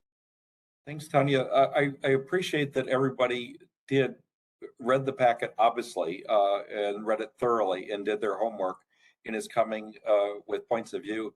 Before we move on to the next speaker, Miranda, remind us of what we're deciding on tonight, because we're deep into this meeting. What are we heading towards in terms of a decision? Yeah, so tonight we'll need you to decide are you pursuing a route, and then if so, which one, or are you pursuing project scope funding? Those are the 2 questions before you. Terrific. Miranda, then call or introduce the next speaker, please. Eric. Hello, everyone. Let me put my video on so I can see all of you. Let's see. There I am. Hello, everyone. Hi, Eric Leto, 68 Doe Trail. So first, I want to thank the members of the board and the town staff, particularly Karen, Tom, and Miranda, for all your time. I really appreciate it. I appreciate everybody's comments tonight, particularly on the Board of Trustees. Some of you I don't know, but most of these comments seem to be made in good faith, which I do appreciate. Trustee Esmail in particular, I would say that I both very much appreciate your observation about the common good, and Jonathan's too, and your commitment to democracy. I sincerely appreciate both those things. I very respectfully disagree that the reasons for not wanting town to use the private property are not good reasons, that those are mistaken. But I very much respect your commitment both to the common good and the democratic process. And I'd be happy to talk with you, individually about the reasoning, and, there are there's too much for this forum, but I'd be very happy to talk through that with you at a different time. So regarding the egress, I just want to make four of the important interests that I think we should balance: protecting residents' safety, protecting the environment, protecting our neighbors' homes, and protecting the town's budget. So those 4 things. Safety, I think all of my immediate neighbors on that hill are supportive of making Big Springs safer. That's it. I mean, I think Jonathan put it as bluntly as one can, but it's not wrong. There is a sense in which the Big Springs neighborhood is a death trap in a wildfire. I have very close friends in wildland firefighting, both in the immediate area and outside of it. And the phrase I've heard is nuke. That place is gonna nuke. So we got to make it safer. That's critically important. I'm also glad that the county, town, and residents are taking ecological considerations into account when evaluating the riparian habitat. I think that that's important too. I don't necessarily think on balance preserving the wetland is as important as health and human safety, but I do think it's important. It's a balance, like it's a thing that we should consider in balance with other things. 3, neighbors' homes. I think it's important in principle, and in this case in particular, for the town government to protect people's property rights over their own homes in particular. The board's now deciding, I'm very encouraged by the comments I've heard tonight. I wasn't sure what I was going to hear. So thank you very much for, being forthright and expressing these things and taking that into account. I was going to ask that. And the final consideration, number 4, that I think we're balancing against these things is the town budget.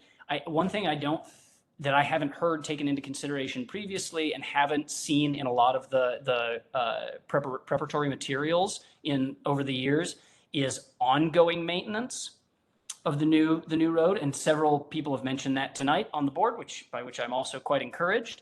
That's super complicated. It's super complicated to calculate. Any estimates are going to be ballpark, but it's better to at least try to pay attention to it, as approximate as all of those things will be, than to not attend to it. We're going to need to pay for this new road for the next 25 or 50 years. And whether an emergency egress remains an emergency egress forever, or 20 years from now becomes a regular road because of the growth of the community and the cost of road building, regardless of what those scenarios, the maintenance costs are heavily dependent upon the length of the route, frankly. Like, that's one of the biggest things. How much road do you need to maintain? So protecting resident safety, protecting the environment, protecting neighbors' homes, and protecting the town's budget, trying to balance all of those things, which is your unenviable task as trustees. A quick note about specific routes. Any of the ridgeline routes, fire burns uphill in almost all cases. And so there is reason to ask the question about whether it's wise to, funnel people to the one place on a slope where we know that any fire on that slope will go up. I've spoken with perhaps Chief Scott can opine about that, whether he would want to be at the top of a ridge if there's a fire on a slope, or perhaps below it. I know that Trustee Corvalin and Jesse Ansari have very strong opinions about the bottom of the draw being dangerous. I think that one might make observations about the top of the ridge being dangerous because fire burns up. Complicated. I think that there are possible egress routes not among the ones that the town is in a position to act on now, so not routes A, B, or C, but that would be wise to reevaluate. One of those is a route from the intersection of Peakview and Big Springs down to Magnolia. So you've got Wildwood here, if you're looking at a map. Wildwood's here, that little curve, Peakview and Big Springs, right? Super short. I know that it's been evaluated in the past. That follows an existing trail. And the one that is my personal favorite that somebody's mentioned tonight, that I've only once heard mentioned, then I think it was evaluated quite a long time ago, Barker Reservoir. I mean, get people out east to the highway. And I know that they were considered in the past, and there are reasons that we moved on from them as a town in the past. But I would note that the circumstances have changed in the interim since we've thought seriously about those. And any rational, unbiased decision has to incorporate new data. And a lot's changed in that period. With respect to that Alpine Drive to Boulder Canyon over Barker Dam, which I'll call the Eastern Egress route, I think it makes a lot of sense, so I'm going to make a short pitch for it. It's near the same elevation, so no switchbacks. That's great for emergency services. It's on the eastern side of the subdivision, which is exactly where you need to get everybody in the most likely event that a fire moves eastward from the west. And it connects to a major road, so you can get people out fast. You can get emergency services in fast. The length of the route is shorter than either the riparian doe trail route or any of the ridgeline routes I mean, it's not a lot shorter, 20%, depending on, I'm only using Google Maps to do it, so it's kind of imprecise, but it's shorter. And again, from a, I don't know, kind of venal perspective, I'd be willing to bet that there are different pots of funding available because it would require improvement to that dam, which other stakeholders have an interest in too. City of Boulder cares about that dam being in good condition. The county cares about that dam being in good condition. And I'm sure FEMA cares about that dam being in good condition. And if you're going to build a road over something, what a great time to modernize that dam. So that's the end of that. I know that I think that I hadn't considered the possibility of saying a pox on your house to the FEMA funding. I think that it's very wise to at least consider whether it is a poison chalice, as Trustee Coombs Esmail mentioned. I think that the hoops can be prohibitive. I think it's a very smart question to consider. I don't know the answer to whether walking away is right, but I'm glad you're considering that. I think it's smart. The time pressure makes things hard. And so once the one-time grants are gone, though, the effects upon the neighbors and the ongoing maintenance of the town, those are going to linger for decades. So, you know, a little like chronological perspective here. So anyway, I'm really relieved to hear that the, you know, trustees are not at present anyway, as Jonathan noted, this has been different in the past, but at present are not looking to seize residents' property right now. And so anyway, I just thank you all for both attending to the neighbors' like peace and enjoyment of their own homes and to the ongoing costs. And if I can be of help personally in any way, thinking through things, anyway, just please do contact me. So those are my comments. Thank you all. Thanks, Eric. Be aware there's an election coming up in case you want to join the Board of Trustees. Thanks, Tom. I take that as a compliment. Fair enough. Anybody who wants to go first with a clarifying question? This is Karen. I have a couple comments to make. Regarding the Big Springs Peakview egress, going up from that corner, that has a 15% average grade, so it would probably need to be switchbacked. It's further east than, or further west than the other egress routes, so it has less desirability because of that. And it is a wetlands too. It has a spring that runs all year. Thanks very much. Who's next? Hi, this is Tanya. So you're one of the people that live up on those switchback driveways that lead up to the ridge.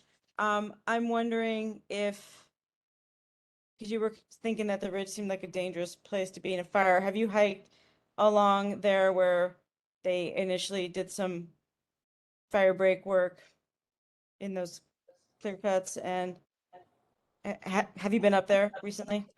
Yeah, my comment is exclusively about the general tendency of fire to burn uphill. Yeah, but have you been to the specific location? It's pretty flat up top. I'm wondering if you've hiked up there. It's right by your house, and it connects basically to your backyard. Yeah, it's been a while. Okay, and you would be opposed you're using your shared driveway as an egress to get to the top of the ridge to evacuate the neighborhood in the rare case of a fire.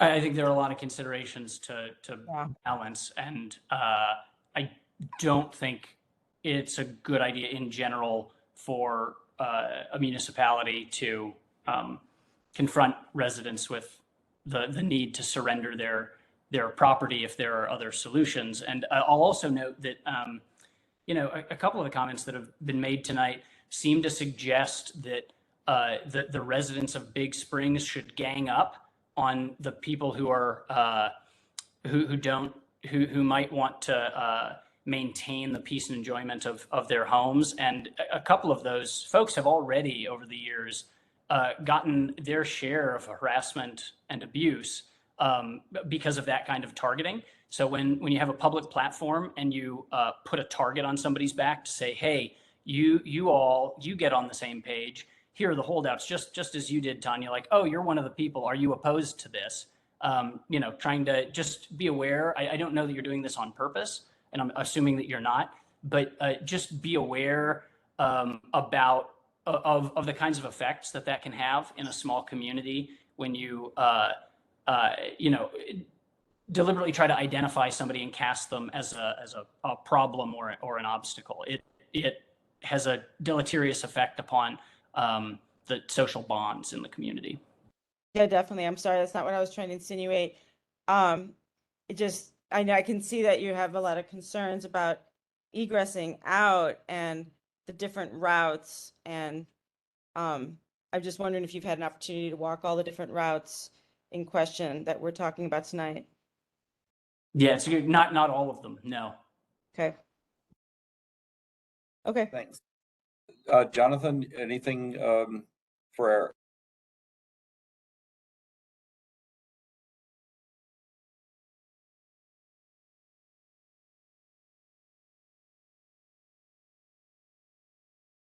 Jonathan, you're muted. I don't know if you meant. Yeah, sorry, I was having technical difficulties. I will use Julian's term. I'm a Luddite, so actually, my only comment is, thank you so much for calling that out. That if I came across at all like that like I wanted Big Springs to duke it out and you guys to be targeted, I apologize. That thank you for bringing that to my awareness. That was not even in my brain when I commented with that. It was more so often I've been a trustee now for almost the better part of 5.5 years. I feel like I'm put in an impossible situation. And I would love it if I could hear a recording of the residents having that discussion over, like a neighborhood barbecue, neighborhood block party, and like where you all are just able to discuss it and it's not so tense. And sometimes I feel put in the position where I'm like the mediator and have to make that choice. And I believe 100% that you all have your property rights and you have this. Unfortunately, as a democracy, as I really respect Trustee Combs Ismail for calling out, we do have a oath of office.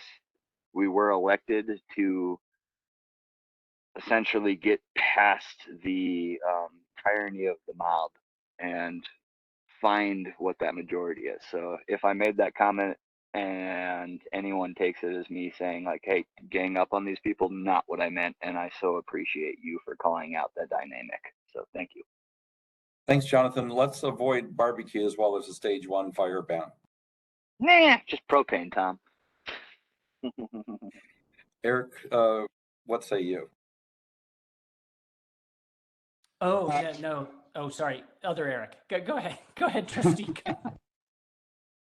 Eric, thanks for your comments. Good to hear from you. And this the same thing that I said to Andrew earlier. If there ever comes to if there's ever something that seems like it's worth the trade-off, and I'm just asking that you continue to reflect on it. And I, definitely outright condemn any abuse that might be coming your guys' way around this particular issue. That is, you're never going to convince someone anyway by abusing them over it. That doesn't make any sense. So it's not going to work. Whoever is doing that, so please stop. And also, the only way that we're going to get there, I really believe, properly, is through a democratic process like this one. So thanks for showing up and for speaking your mind. Folks, it's 12:30 here or 12:24, so it's 10:24. Motion to extend meeting. Thank you, sir. You're not functioning under a normal structure. I just want to clarify. So you started an hour and a half later, and so it's not going to be under that normal structure. It is a special meeting. Okay. Not that that wasn't well appreciated, but you would have needed to have done that under the normal sense. So Katie is next. Katie Gibson. Hi, I am a current resident of Nederland. I live in town. I've been here for a couple years, and I recently purchased a house on Blue Spruce, so I'll be moving there shortly. And I am 100% in favor of getting a route in and as soon as possible. I don't have a strong opinion on which route it would be. My preference is that one is chosen and that it's one that's been studied and determined to be feasible. So I'll defer to the board and the experts on which one's the best one, but my priority is that one is picked, and that it's done as soon as possible. There's clearly no perfect route. We just need the best one to be picked, in my opinion. To me, what's not an option is to punt on this issue yet again. Like what I think has been going on for years now. It's really troubling to me that Big Springs is considered a death trap, yet there's been no urgency to fix that. But this has been going on for almost a decade or so. The town's been deliberating like it's not an emergent issue when it's the #1 problem in this town. And I'm surprised that there are board members or trustees who think that after years of collecting information, more information is still needed, and that's more important than fixing this known death trap that currently exists, and where much of the town population lives. I guess I'm just envisioning if there's a fire in the future and we don't have an egress road and people die from it, and we look back on why, is it going to be because we deliberated for 10 years and needed more information and we're fighting over trees and salamanders that are going to get killed in the fire anyway? I think it's troubling to me that when this is the #1 issue in town, that that no one can make that hard decision. As far as the issue about the FEMA money goes, and the point that was made by certain trustees that, well, there's not enough of it anyway. I think that's a red herring argument. It's one thing if it's a poison chalice, but to argue that it's not enough money and we shouldn't pursue it because we don't want to make a hard decision right now, that's troubling to me. I think it's irrational to throw away $500,000. Do we have another free $500,000 else, like waiting in line? My understanding is we don't. And if you don't have this other free source of money that's out there and guaranteed, it's troubling to me that you're just going to pass it up. Now, again, though, if it is a poison chalice, that's a different issue. Also, if this decision is deferred now, then when is it going to be decided? Eric and Tanya want more time. They want more information. Okay, how much more information do you need? When can you promise that you'll get that information and that you'll make a decision and be able to implement the plan? Is it going to be a year? Is it going to be 2 years? Or is it going to be more like another 7 or 10 years or 20 years? What's your plan of action to get this egress route in as soon as possible? In my opinion, it's not going to happen. It can't happen in the near future if you don't have enough information now and you've got no plan of action as to when you'll have enough information to be able to implement that plan. And I just echo what a few people have said. There is no perfect solution, and it sounds like there may not even be a good solution. But an egress route is better than no route, in my opinion. And there was a comment Jonathan made about being in an impossible position and to make this hard decision. And I don't envy any of you. And I'm very grateful for the work that you've done for this town and all the time that you've committed to the town. But that's why we elected you, is to make those hard decisions. So we need you to make them and not punt on them anymore. And it feels like there's been a whole lot of punting going on for years and years, and I think that a decision needs to be made now. And also there's another resident, Jordan, who made a comment, and I echo that. Like I'm thrilled to be here, that be a resident here, Ned, and I'm happy to volunteer to help effectuate a plan for egress route. Like I don't know. I don't know if it's ever been considered about getting volunteers to help with the physical labor necessary to create the route. You know, and Definitely have. I have some, and just finally, I have some very passionate beliefs about this. So I apologize if I'm coming across as like, you know, blunt or disrespectful. That's not the case. I respect everyone's opinions here. And I, you know, really respect the board for all the work it's done. I'm just trying to be a strong advocate for my position. Mission accomplished, Katie. Thanks. Who wants to speak or who wants to offer a clarifying question? I do have one clarifying question. Well, maybe a couple, but Katie, I'm just wondering, have you read this agenda packet for this meeting tonight? No, not all of it. I mean, it's like thousands of pages. Of course not. Precisely. And That is precisely my point, and that is that making a plan is exactly what we have been spending all of our unpaid time doing. That is precisely what we have been doing. But right, and a decision needs to be made. Is my point. But it Like, doesn't, we spent because decades on bad this. Like, we decisions have is tons of information. we cannot prioritize making bad decisions. That's a bad way to run a town and a bad way to run a government. Making a decision for a decision's sake makes no sense, to me at least. And I'm not requesting more information. I know what the best route is. I know what the best plan is, but unfortunately we are unable to execute it because of a private property issue. And that is the problem right now. So we have identified the route, we have identified a plan, we've even identified how we can get funding for it, but we can't do it because there's something in the way. So now things have to change again, and that's unfortunately just how democracy works. So this is not a punt. This is the continuing process of trying to get something done, and that's just what it looks like. And I'm sorry it's taken so long, but that's how long it's going to take.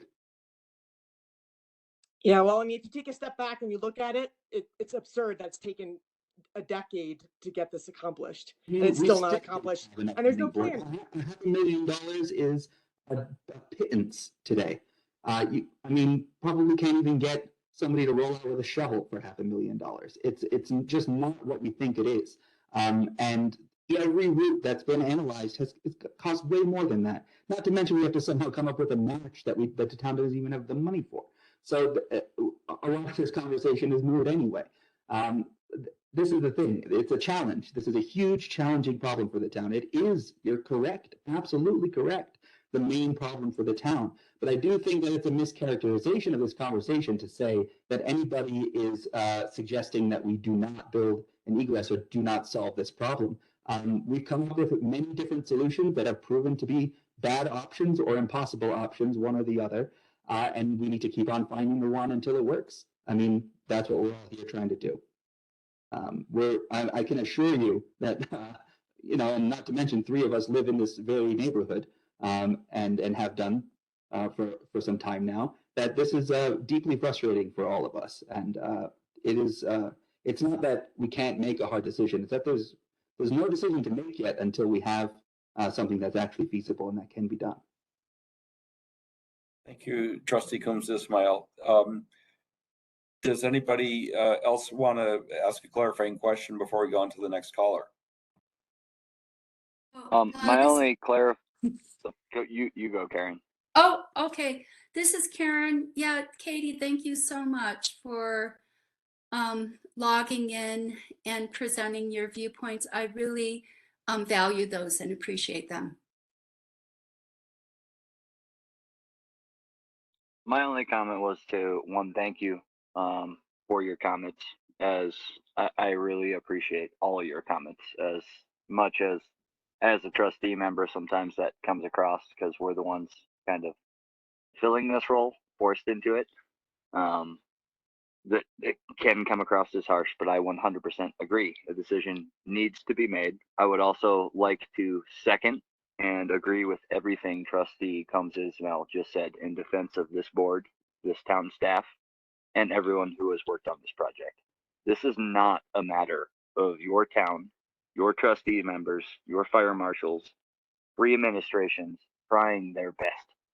This is a matter of the town 30 years ago built a development in a horrible area.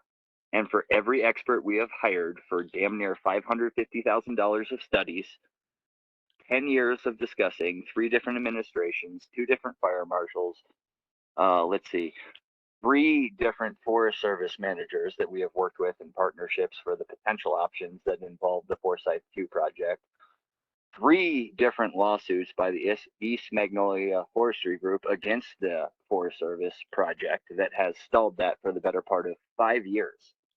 You're talking about democracy. So we can't make the hard decision because it's not 100% on us because we don't have the budget. We don't make the decisions. As George W. Bush once said after declaring war on Iraq, so it'd be a hell of a lot easier if this was a dictatorship and I was the dictator. But to second Eric Combs Ismail and appreciate everything he just said, this is democracy. It's ugly. It takes a long time. So let's keep going. Thank you. Anybody else? Miranda, our next caller. Next is Jason. All right. Hello. My name is Jason Walp. I live at the end of Alpine Drive with my wife here. We've been in Nederland residence for 4 years and in Big Springs for just the past year ourselves.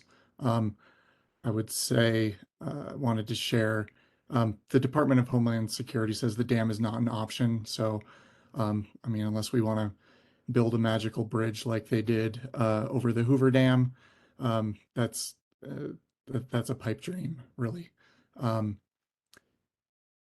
As a resident here, I don't think it's an option to not put in an egress. There was a comment earlier about making us sign a waiver. I really don't think that's an option. I don't know if that was a serious suggestion, but that's not something we can do as a community to keep us safe. I do think that it's fairly clear after reading most of the 500 pages that the egress along the ridge is the firefighting preferred and safest route. Yes, fire does go uphill, but it also needs fuel and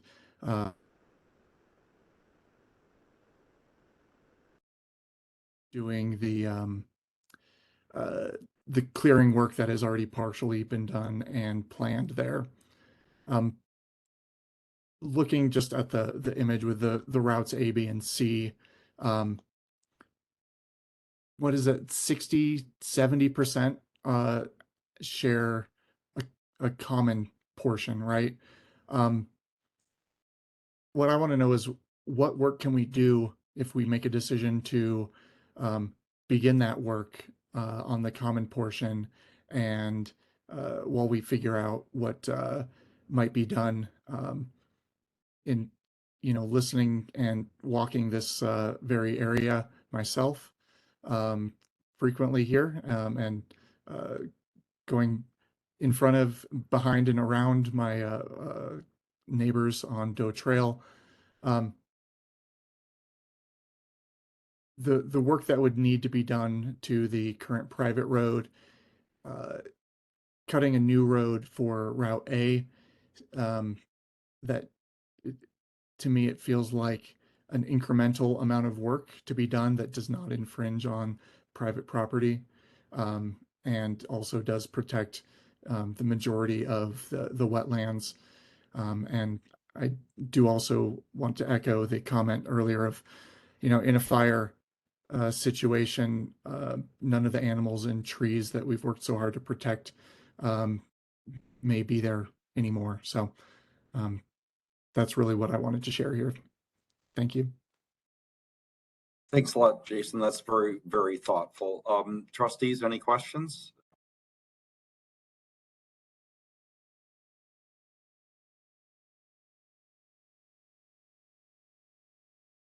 Jason, could I just ask, just for the sake of it, of whether if we were faced with looking at the routes that were on the map earlier that was shared, if if C feels like the best way to go or not.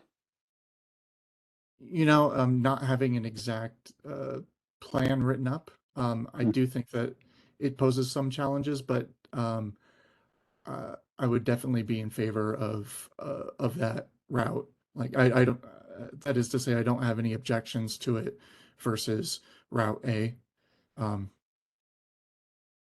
Personally, it's closer to my house, so you know, but the difference in distance is small and negligible when compared to trying to get out through the existing egresses. Yeah, the big challenge with A is that not only is it so many switchbacks, but it also requires a bridge with many culverts, which would be high maintenance. So, and that's why it still seems to me that C is probably the best option of the ones that we currently have in front of us. But I just wanted to clarify that with you. Thank you for your comments. I want to say that I measured C, and it's just like 0.10 of a mile longer than A, ironically, even though it looks so much longer. It's just all the switchbacks and the crossing of the wetland, and you have to go along the side of it for a second in the original Richter's trail of it. So it's only 0.10, which isn't very much at this point. It just seems less possible because it isn't a real trail yet. It's only an animal trail, kind of, sort of. So when you're hiking it, it seems like this is too much. But it really, I mean, if you're hiking a trail, that doesn't mean it's a road. You still have to do all the same work. So I personally would like to see C and the Ridge developed as the egress road for the east side of Big Springs. And again, I want to reiterate, we have got to get open space to contribute, because that half of C, or all of C, is their mess back there. And it's a mess. There's some places that are a real mess, other places that are pretty nice. But so, I mean, I don't think any of us are saying that we don't want an egress. It's just, if we're going to commit to, years and years and years of maintenance over something, we want it to be the right one. And so I agree. I mean, I don't want to rush into, and it may seem like it's taken 10 years or whatever, but it has, but it's just, there is no money, and it's all volunteer efforts. So anybody who wants to make this happen, it can be a beneficiary and contribute $1 million to it and their time and help us make it happen, and it'll happen. That'll happen. It'll happen this year, I'll put the time in. I don't have the million. That's something. Sorry, if I can just follow up. If we look at the map, with the yellow, blue, and green lines with route A, B, and C, the one thing that is not clear, or doesn't stand out from route B, is that there are switchbacks on that road as well. So, it looks like a nice straight line with no switchbacks, but in addition to leveraging private property, it also still would have the same challenges. And I do feel minimizing switchbacks in an emergency situation would be beneficial. So thank you. Amen. We totally agree. Anybody else have questions for Jason?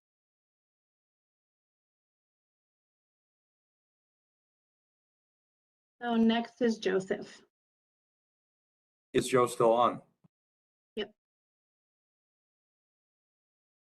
Joe, are you there?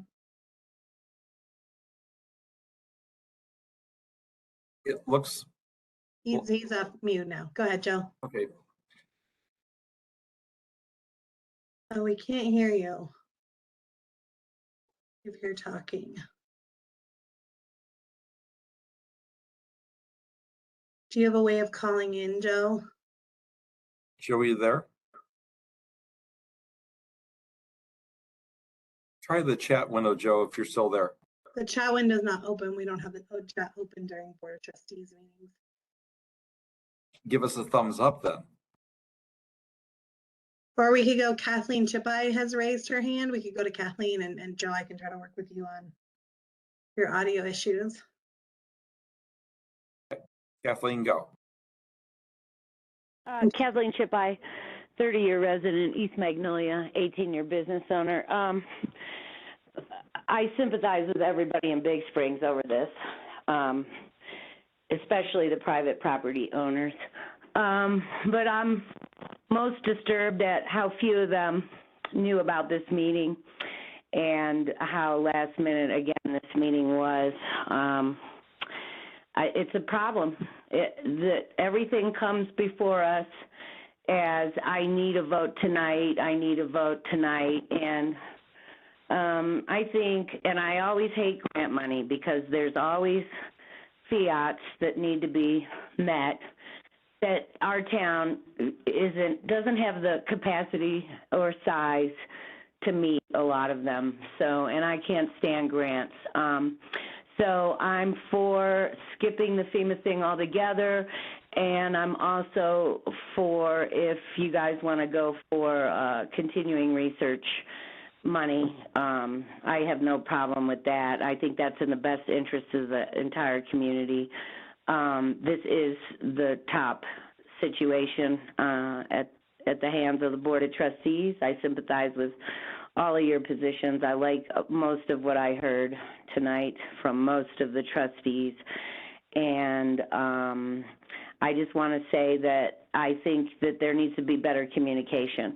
When this money was first talked about was over a year ago.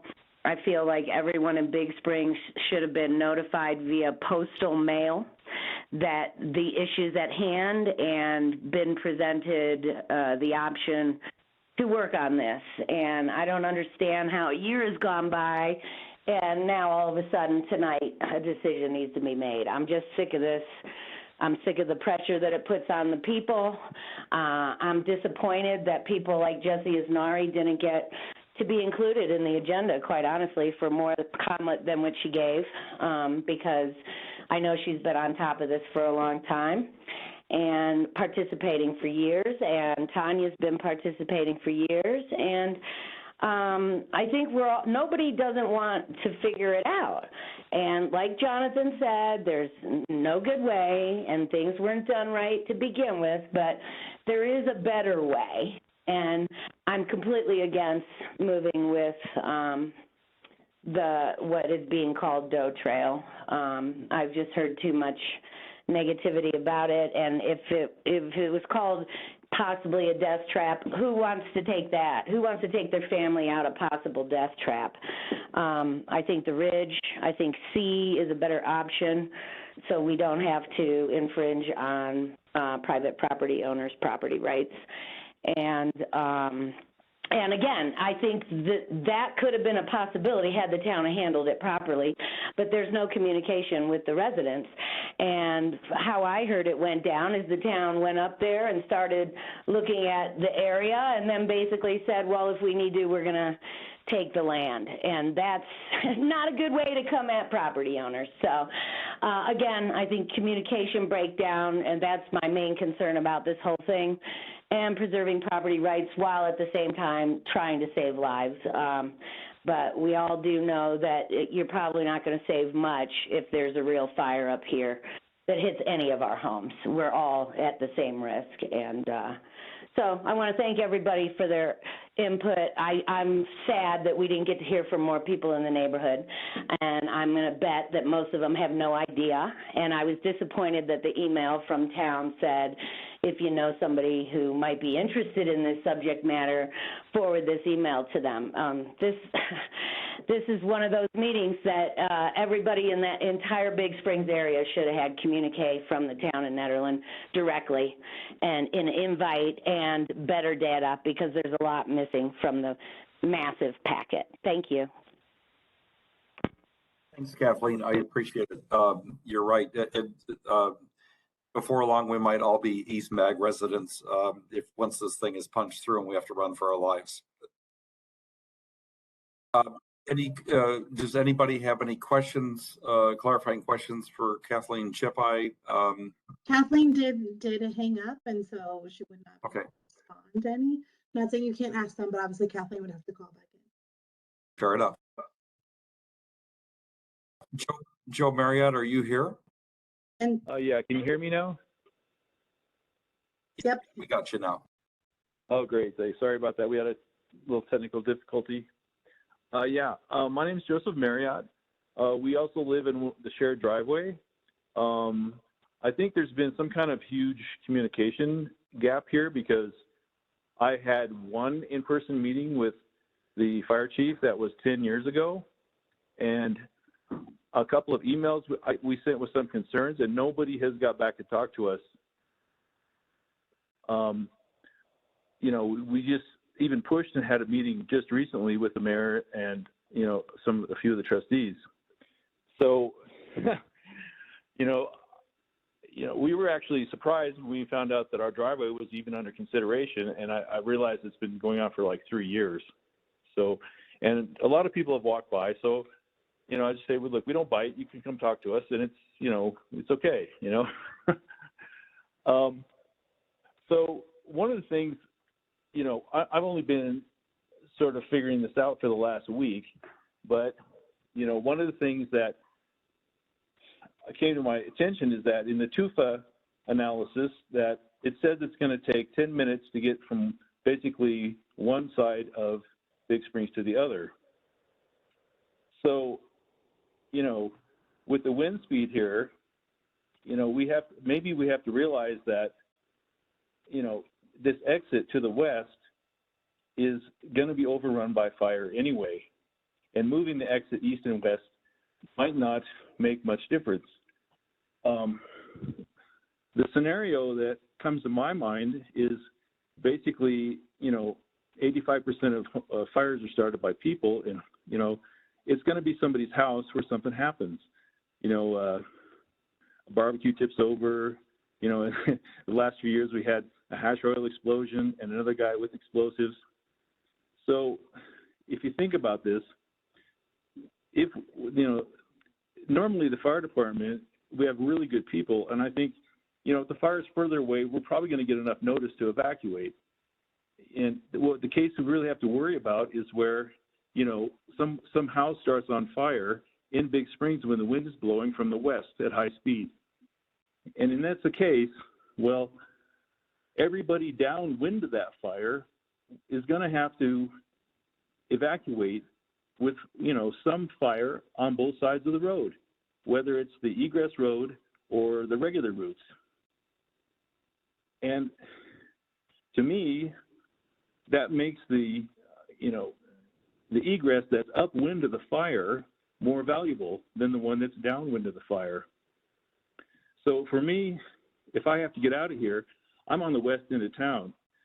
On this side, I really think that, you know, the Wildwood exit would make a lot of sense because we're not going to get backed up in traffic behind people all the way trying to get out to the far east. So, you know, there's been a lot of discussion that further west is better.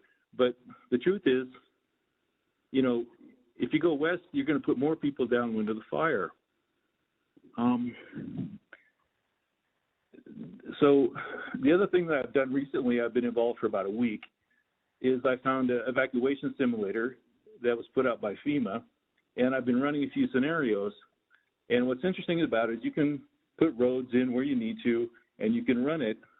And, you know, the interesting thing is that in all cases, and I really don't like to put this kind of data out there until we had some other people run it, but it's free, it's open to the public. I demonstrated it to Miranda, and I've talked to the mayor about it. But, you know, that's what's missing here, is that we actually need to simulate the evacuation as we evaluate these choices. And I think the ridgeline may be very useful for the fire department, but maybe, you know, a further east exit, no west, would more likely be upwind of the fire. And we may have to get to that exit. And some of the interesting things that I found already was that, you know, after 10 minutes, only about, in the best case scenario, about 10% of the population would make it to the exit. So I think, you know, we should get these tools together, and we should think about it. Like, if most of the people have to exit with fire, then maybe we should make the routes a little more safe. And that might mean mitigating better, cutting back from the sides of the road. I read a study about in Minnesota where they tried it, they saved 186 out of 188 properties by putting sprinklers up. Maybe we can protect the routes with, permanently installed, could be remotely operated sprinklers, because they could go off immediately and, you wouldn't have to worry about fire engines being blocked by traffic and vice versa. So I think there are solutions out there. I think, we need to get the community involved. And, I would have liked to have been more involved. So, my vote, if I could say it, is that we think about what are the scenarios where it's going to be, where this actually might happen, and maybe having an exit that's upwind of the fire. So like if the fire is on one house and it's burning one direction, well, I'd like to get out of there and upwind of that fire. And if, evacuation takes longer than 10 minutes, people have to get notified. You got to get medicine. People grab their pets. People are in fear. There's smoke on the road. And I think, I'd like to see like some communication and try, maybe use the evacuation simulator or another one and evaluate these routes under some scenarios.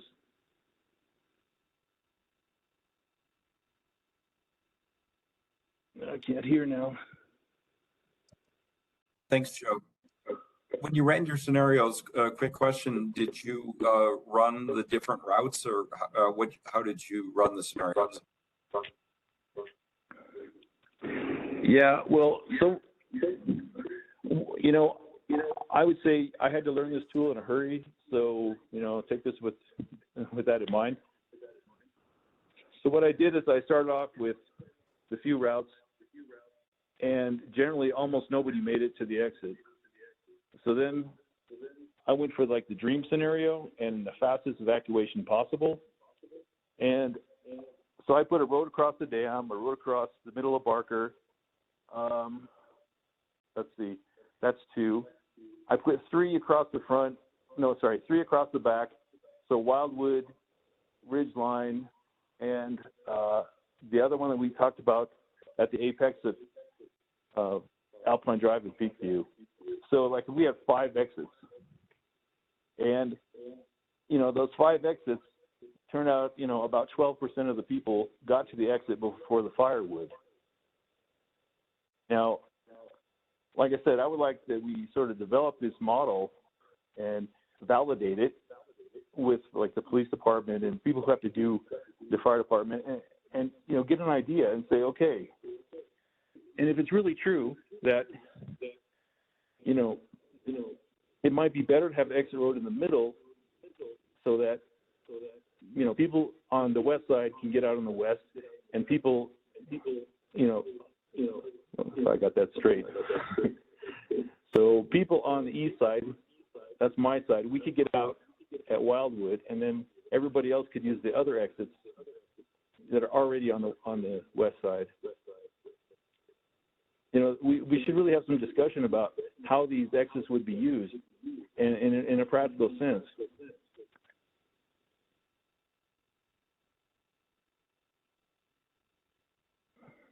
One note. Jump in here, Tom, and nope, I'm sorry. Go ahead. One note on the software. I'm in Virginia today. One of my first calls was down to Old Dominion University, where the software came from. I talked with the development team to go through the assumptions they made in putting the software together to see if it was realistic and how much we could count on these runs. And I'm confident that, number one, they brought in the right assumptions on fire behavior. They understood our geography. And I think the software tool is quite good. It's available free. But I think I'm confident in what they're doing, that we need to, whatever we decide tonight, we should probably keep playing with this, and there might be other tools out there as well. Jonathan, you were saying something.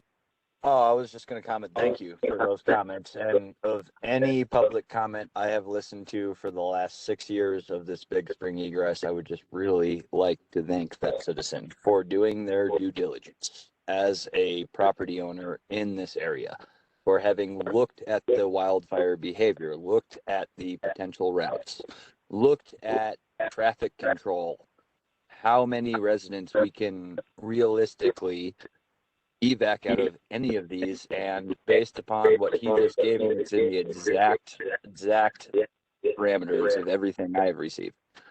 10 to 12% Big Springs residents we can evac out of any of these egresses. So to the comments of why spend money on a 10 to 15% chance, I really am leaning toward this right now. Because while this is 6 years of diligent, really honest, noble work by past administrations, town staff, and volunteers, in the DMC for treating somebody as a doctor or as a nurse, if you have less than a 10% chance of success, you don't even accept it as a viable treatment.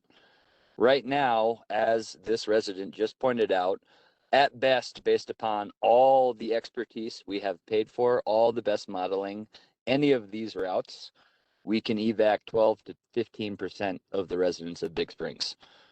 That is not something you should spend money on. And doing something just to do something because government looks like it's worthless is not an acceptable excuse. So I really appreciate your comments. Thank you for bringing valid scientific research modeling to the table. I appreciate it. Thanks, Jonathan. Tanya, your hand's up. Oh yeah, hi. This is Tanya. First I want to say thank you as well and apologize for the lack of communication to you guys because the bridge has been talked about for the last couple years for sure. And while A, B, and C have been options, B was always considered like that town would be able to work with you guys. And I always assumed that there had been more conversations than what you're saying has occurred. So I'm really sorry that that has not happened. But I did want to touch upon what you were talking about, the right of way and all the trees along the right of way that town of Nederland has control over. And your idea of running sprinklers along, since we have fire hydrants and water lines throughout all of Big Springs. And I mean, we're talking about spending $500,000 to $1 million on a road. How much would it cost to cut all the trees in the right of way, widen the street, and add those sprinklers? That would really help. Because I do agree. I think sure, wildfire, but also a very likely scenario is a house fire that spreads with the wind. And in that case, perhaps the right-of-way clearing and the sprinklers would actually save the rest of the neighborhood. So I'm wondering, Miranda, is clearing out the trees on town right-of-way and adding sprinklers a possibility for this particular FEMA grant? Unfortunately, Can I no. just interrupt too, Tanya, and then to say sprinklers are a great idea, but one, you have to have the infrastructure as a town to supply those sprinklers with water, and We have the two, in the water event all along Big Springs. We have water to everybody's house and fire hydrants. that doesn't mean you have the water stored in a facility that your infrastructure has the ability to pump to those sprinklers or those fire hydrants to sustain the water pressure up those 500 feet of elevation to Big Springs, and to sustain that water pressure and water flow in the event you are fighting a wildfire. We were tapped, only 3 of our fire hydrants were tapped during the Cold Springs fire. My knowledge is 3 of those hydrants being tapped had an effect on our ability to supply drinking water to our residents. So before we talk about supplying sprinklers to an entire subdivision as a realistic solution for saving people's lives, we might want to talk about our infrastructure's capacity to actually feed those sprinklers. Okay, what about cutting all the trees on the right of something? way? Hello? That we can do. We have a lot of right of way. goes out at least 10 to 20 feet on the road. It's not people's private property. I It's think the town rights. topic at hand tonight is the 3 egresses we have on Right. as options and whether or not we're going to pursue the funding. Okay. So I like Fine, I'm not that, but talking let's anymore. keep it on topic. And I just want to offer, because we did talk about it in our Big Springs Egress subcommittee, so I do want to offer clarification. There was a thought that maybe at one point this funding could be used for just an entirely different project like mitigation. That is not on the table anymore. It is the egress or project scoping, and that is it. Thanks for that, Miranda. Tom, can I add one more thing? Absolutely. Yeah, the reason that the sprinkler idea actually came from a town that did this in Minnesota, I believe. And what they did is during the most dangerous season, the summer when it was possible, they actually got the water from the lake. That's all I want to say. Just clarification, Minnesota is the land of lakes. You live in Yeah. a high alpine desert. No, we have a reservoir here, right? Owned by the city of Boulder. The city of Boulder, it's not ours. Okay, well, it's something I think we should just discuss at another time. Didn't mean to be short. Sorry, it's getting late. I really appreciate your comments, and I fully agree we should discuss it. Yeah. Any other clarifying questions for Joseph Marriott? This is Karen. I have a clarifying question. Joe, what were your assumptions regarding the amount of time that people would take to leave their homes when you calculated that 10% could leave? We could only get 10% out. Well, it's actually the model did the calculating. The model uses census data and road data. So, you can, I really just didn't, all I did is run the model until I was familiar with it. And then I started adding roads and to see what kind of difference it makes. And Karen, when I talked with the team that developed the software, they looked at previous fires and actual behavior and what was accomplished in reality over a large number of, their data set was pretty impressive. Oh, okay. So it sounds like the simulations that you were running, Joe, the fire was imminent, and so people were leaving their homes immediately, and we could only get 10% out. That's a little disturbing. So yeah, I'd be interested in taking a look at the software. I guess I can just do that on my own. I'll get the link out so you can try it. Okay. I'll get that to everybody to the board because I think it was an eye opener. Okay, thanks. Thank you, Joe. Yep.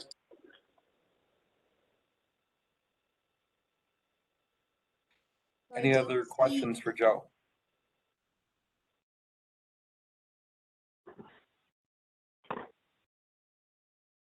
Final thoughts, Joe? Oh, Joe, you're back on mute. Press *6 again.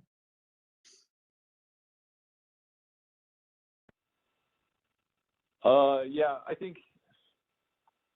just think that the solution is out there in the community, and I think, getting the residents, getting people involved is probably going to make us get there the quickest. And I really appreciate that everyone listened. That's about all I have. Thanks very much. Anybody else that's on the line who hasn't spoken tonight wants to say something?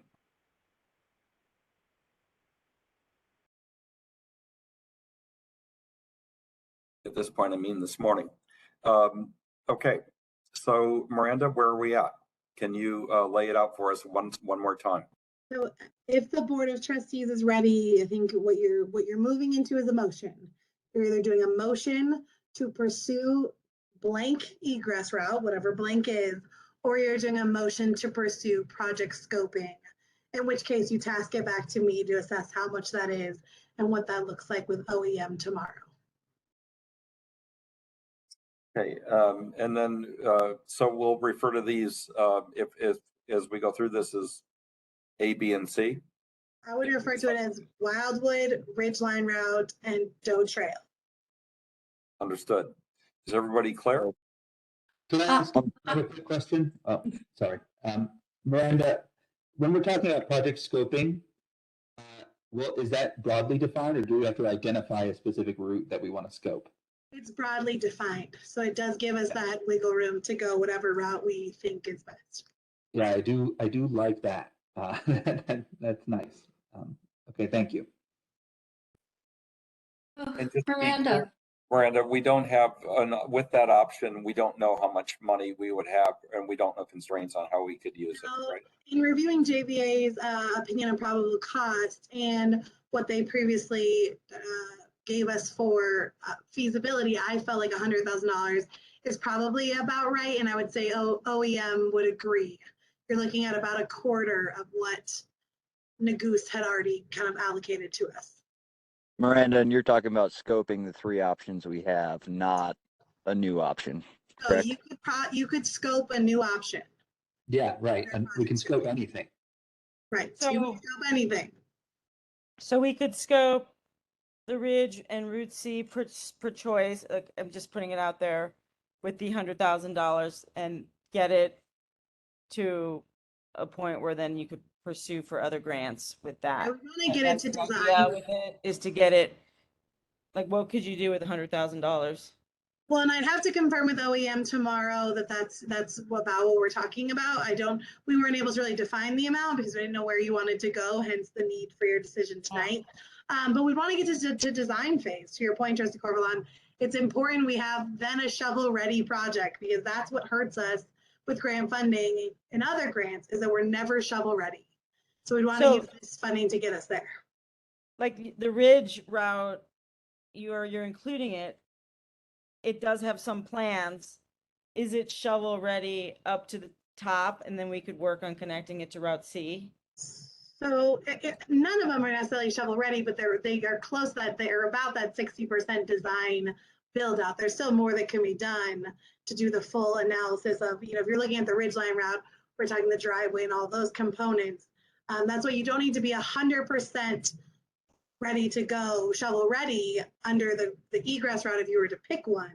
You need to be 60% ready, which means 40% of that funding could go to the remaining design and planning. And then the rest would be for construction. Cool. I mean, considering we know that $500,000's not enough to get any of the projects done, if we applied and got it towards the Ridge, it would probably get us, I mean, I really couldn't tell you how far it would get us along that line, but it wouldn't finish it. So then we could be halfway there and pursue Route C or some other way to connect it from there. JVA estimated the Ridgeline. Oh, sorry. Yeah, JVA estimated the Ridgeline route to be $102,000 for the Ridgeline route. Oh, that's not much. So that's. So JVA evaluated the Ridgeline route, and they came back with an opinion of probable cost of $102,000, which is why you're looking at $525,000 from Nagoose, $175,000 for town, for the total of $700,000. But it would only cost 100 and some odd thousand to do the Ridge, not connecting it to the bottom. So the $100,000 it was for project scoping only. So if you wanted to apply the $100,000 to the Ridgeline. Oh, okay, thank you. I thought it was 100,000 to get it done. No, sorry. So the $100,000 would get you to 100% design phase, so you could apply for a different grant for construction of that egress. Gotcha. But Miranda, could we not apply for project scoping that, for instance, that provided the detailed information that Andrew requested for the B route of the Ridge route, as well as the full scope for the C route, as well as any other potential routes, such as Wildwood, which we need to build anyway, which we need money to scope anyway. I mean, we could, and then it would be done. We would have it scoped, and then we could start applying for grants that require us to be shovel ready for all of them. Yeah, I and like I can that. talk to OEM tomorrow about saying like we want to evaluate all of the possibilities. Yeah. And perhaps we could look at a higher funding amount because that is the desire of the board to look at multiple options. I mean, I like to I look like at, that. I like the idea of project scoping C, B, and Wildwood. Yeah. So, Miranda, could you clarify what constitutes the ridge line? Because we have like 3 different ridge line options. We have A, B, and C. In order to use the entire FEMA funding, is that only for Route B? Correct. Because Route B is all that JVA did an analysis on. Right. Well, it looks like Route C it is basically, well, for Route B, they've not done the analysis for the driveway. They have not done the full driveway, which is where, you know, again, you've got that wiggle room with the 40%, but there's nothing, JVA has not done their full plan and scope for A or C, even though there's discussions about it. There's not that documentation. So we've got the Ridgeline route plan and profile exhibit that's in the agenda packet. We don't have one of those for A or for C. Yeah, so the problem is that the application becomes significantly weaker to the point where we may fail in getting the money altogether if we try to build Route C right now. So the way this is won't even looking, let us apply with a route that does not have at least some. It won't even let us apply. No. I see. So- I see.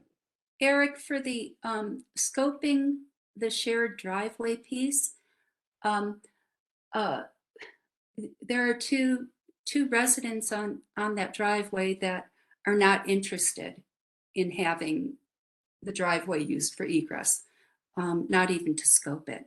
So I think before we would decide to do that, we'd need to get a buy-in from all the residents there. Rather than starting to design use of their driveway when they never have an intention to give us access to their driveway. It just doesn't feel right to me. I think we have to have all the residents buy into it. So, Andrew, you had a question? Yeah, I don't agree. I'm still against you guys using my driveway. I mean, just to let you know. Just we're clear. so what it's looking like to me is that Doe Trail is not an option. There's significant disinterest in using that for an egress route. The Ridgeline, Ridgeline Route B, which is the only one that qualifies for the full FEMA amount, is not an option. Ridgeline Route A is not an option. Ridgeline Route C is, and Wildwood. So Wildwood, we could use the entire FEMA funding. That is true. And I contacted my neighbors who live at the start of that route.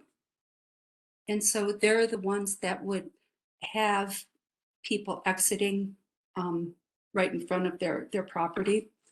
And we did not get comments from them. They didn't attend the meeting. We didn't get messages or anything. So I don't agree. Pardon me? Thank you, Sorry, Jesse. yeah, it's the Bosners, Yes. residents. There's 7 years of history. Just because you don't have a public comment in your thing as a newly elected BOT doesn't mean that they haven't public commented. And perhaps the citizens dealing with this for 7 years, they're just fucking fed up. Excuse the language, folks. Or they Can I changed- jump in here and make a final argument as a Or they BOT could have member? changed It's their 11 mind. o'clock at Cut night. Jesse I'm off. getting kind of short. Let Jesse finish. Sorry. Thank you, Tom. Oh, I can finish. Okay. So, I we can wanted use- to let Jesse finish. Oh, Jesse. And you can Okay. reserve. Yeah, just that the Bosners have disagreements too with utilizing land by their homeowners' property. So it is another contentious issue that you would have to tackle.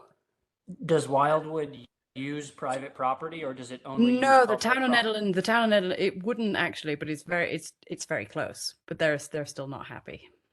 Okay, Yeah, but it's on looks public like it wouldn't. property. No, Okay, I don't but think it's it on would. public property. Okay, it's Yeah, on I think public it's property. town of Nederland.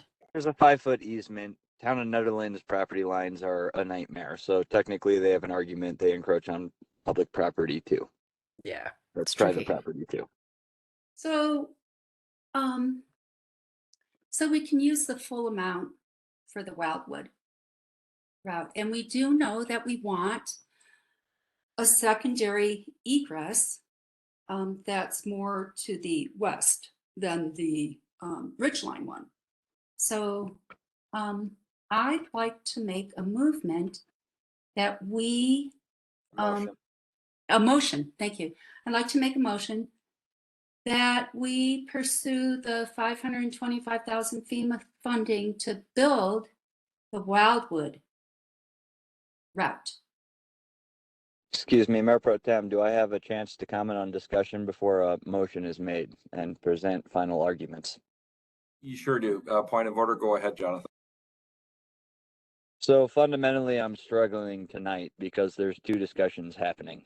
There's a discussion of we have opportunity for funding for a project. How do we best use that funding? And then there's the discussion being had by other members of the board as should we even be having the discussion of funding before there is buy-in from the community? As BOT members, as a BOT member for 5.5 years, when we have funding, we jump on it. Something we've been struggling with for the past 2.5 years is at what point does taking funding you have the opportunity compromise your comprehensive plan, your master plan, and the sentiments and desire of your community members? So tonight we have one decision to make. Do we approve town to go at funding? And to do so, we need to decide on a plan. We have 3 options before us, fundamentally not agreed on by any member of this board, nor having unanimous decision by that neighborhood. To me, based upon what we've heard, our decision is clear. We do not go at the funding, and we separate that discussion from the potential future egresses. But tonight, town staff needs direction, which is not which one of these routes is better, not which one of these routes could be better. Fundamentally, we all agree it's a bad situation. There's no good out. Tonight, we need to make the decision, pursue FEMA funding or not. That's it. And if we pursue it, we give them a direction. We don't agree on a direction. Now we're arguing over what direction is better.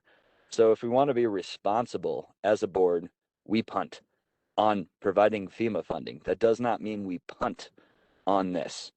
I'm going to Hail Mary and I'm going to say that we pursue FEMA funding, but not for any 3 of these routes. I'm going to say we take that 125,000, we pursue City of Boulder Council, who now owns Barker Reservoir, Barker Dam, and we propose that they match for funding for a design and engineering, and we partner them up, whoever they have as their engineers, with JVA, and we say, hey, you're City of Boulder, you're on the map, you want to be big, you want to get attention, build us an egress across your dam, because that is an engineering feat that is going to be fascinating to the entire country. City of Boulder wants that attention. Let's utilize our options and stop taking the worst option because it's the only funding we have. So if we're at the point of motion, I'd let you make your motion, Karen, but I have a motion to make as well, which is deny FEMA funding and let's create a solution, not take the best possible outcome of a crappy solution just because we think it's our only option. Let's shoot for the stars. Miranda, frame it up again, because I think we really, what is it, what's in front of us right now? Do we pursue FEMA funding tonight or not, Tom? That's it. Hey, Jonathan, can I ask just a quick question? What if we took the FEMA project scope funding and used it to also analyze and provide a design plan for crossing that dam? That's what I want us to do. I want us to scrap all three of these plans because for 6 years we have had very, very diligent volunteers, experts, town administrators, fire marshals working with staff to the best of their ability, to the best of all of our ability. I have sat on 3 different boards, and tonight I have had the same conversation and heard the same public comments. And what it boils down to is these aren't good options. So if we have money, let's not throw it at reevaluating 3 plans that we have already beaten to death. Let's throw it at a new option. We all know getting across Barker is beneficial. And let's look at this in context of, okay, well, we also need another bridge across town. What if it's not another bridge across the river? What if it's access across Barker onto Meg? What if it's working with Boulder County? That our traffic issue also is our fire egress issue. That maybe we need to take a step back and stop looking at the traffic issue and the parking issue as its own separate little thing. And we need to look at the parking issue, the traffic issue, and the fire egress issue as all one big issue of being a very small town with one bridge across the river that is the main artery to the entire mountains, which was proven during the 2013 floods and is specified under CDOT studies and studies out of our state legislature. So it's time for us to recognize that we cannot deal with these issues in isolation and that we need to back off going at grant funding, FEMA, whatever we can get our hands on, and we need to put the traffic issue, the fire egress issue, the affordable housing issue, all under the same context of being a small mountain town, and recognize that our issues are no different from Lyons, from Fraser, from Pagosa Springs.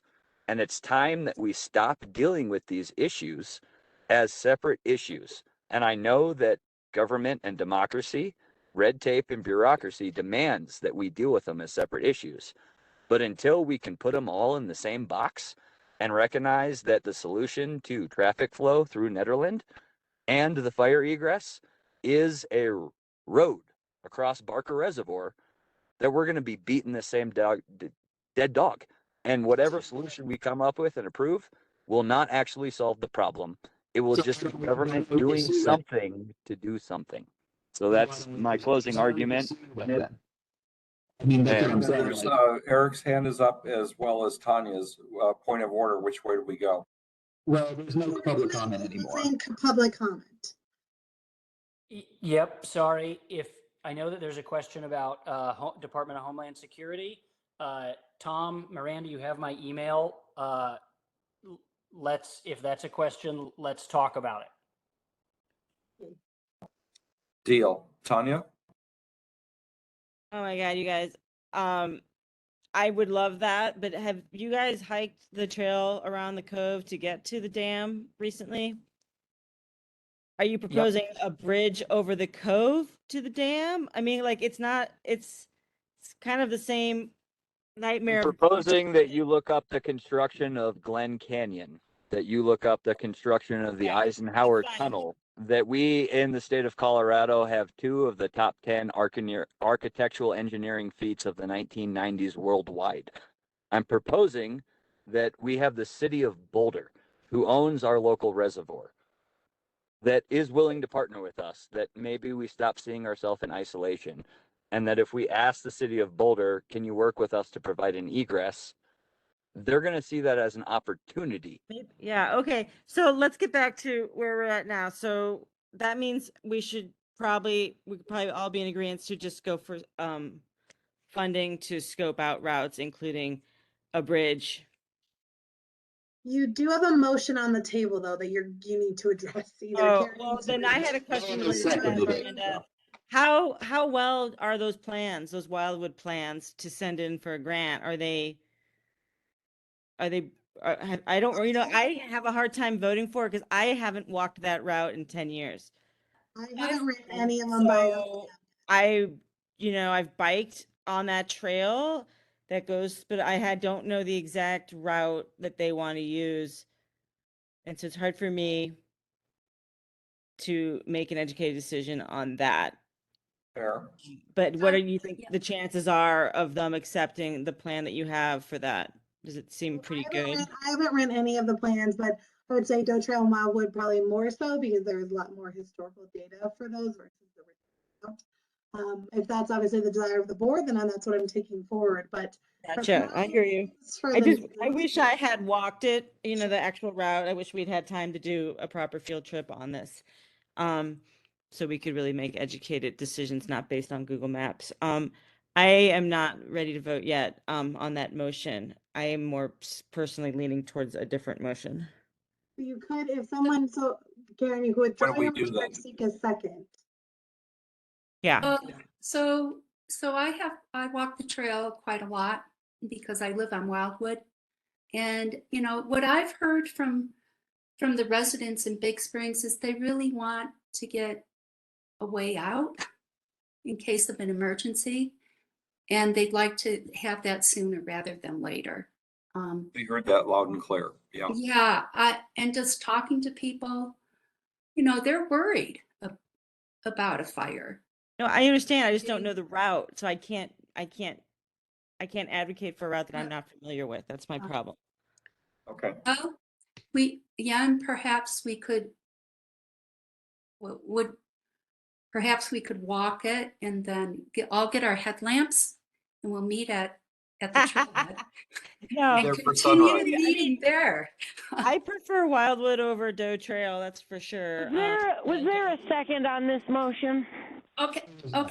Should I say the motion again? Yeah, please. Yeah, you were cut Okay. off. So let's see what the motion is. All right. I move for the Board of Trustees to pursue the $525,000 FEMA funding to build the Wildwood route. Is that Miranda, is that a valid motion? Yes. Okay. Then is the proper thing at this point to vote on this? No, you need a second. Does anyone second the motion?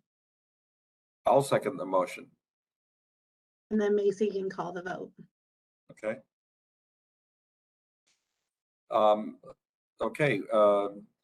Let's call the vote.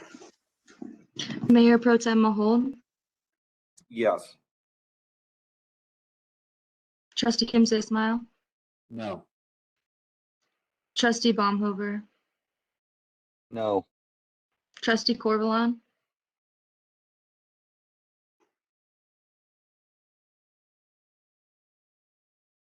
Trustee Corvalon.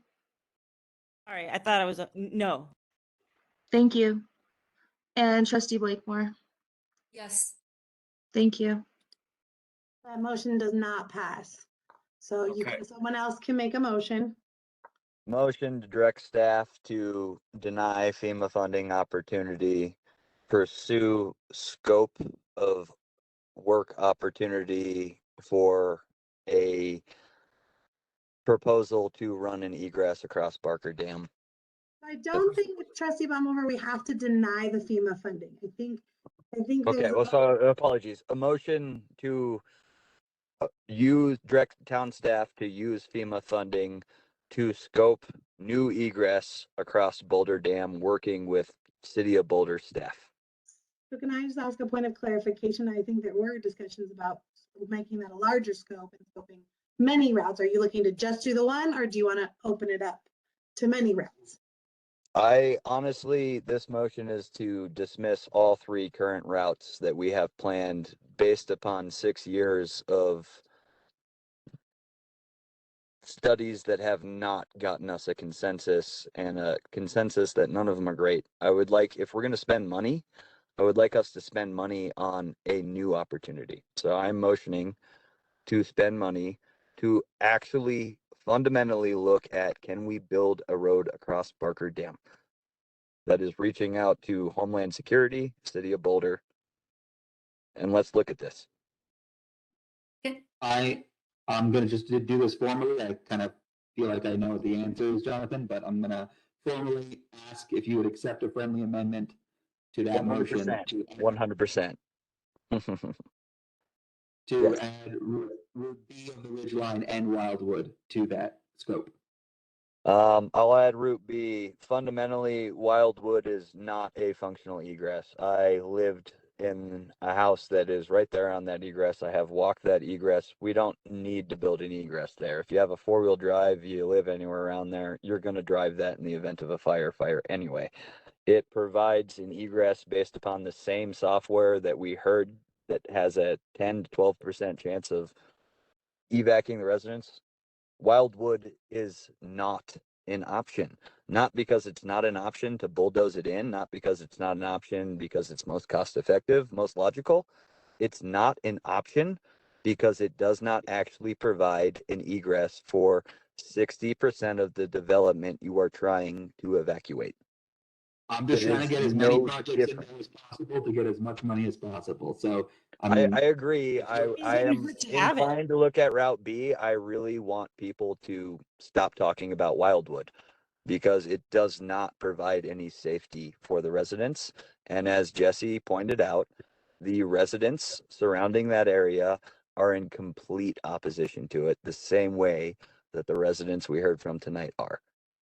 We need to focus on what is effective and works, and it's not the routes we have. And I know that we've done great work, and like I spoke tonight, people need to thank those who have done this work, respect their due diligence, but we're 6 years into this. At this point, what we got is a whole bunch of bad options. So if we're going to spend money, let's put a new option on the table. so, but you do accept Route B. I accept Route B. I do not accept Wildwood. Just to be Sorry, not clear, Route B, Route B not is the Route one B, that sorry. uses the private I'm property. sorry. Hold on. Route C. Sorry, Route C, not using the private property. It's late at night. Sorry about that.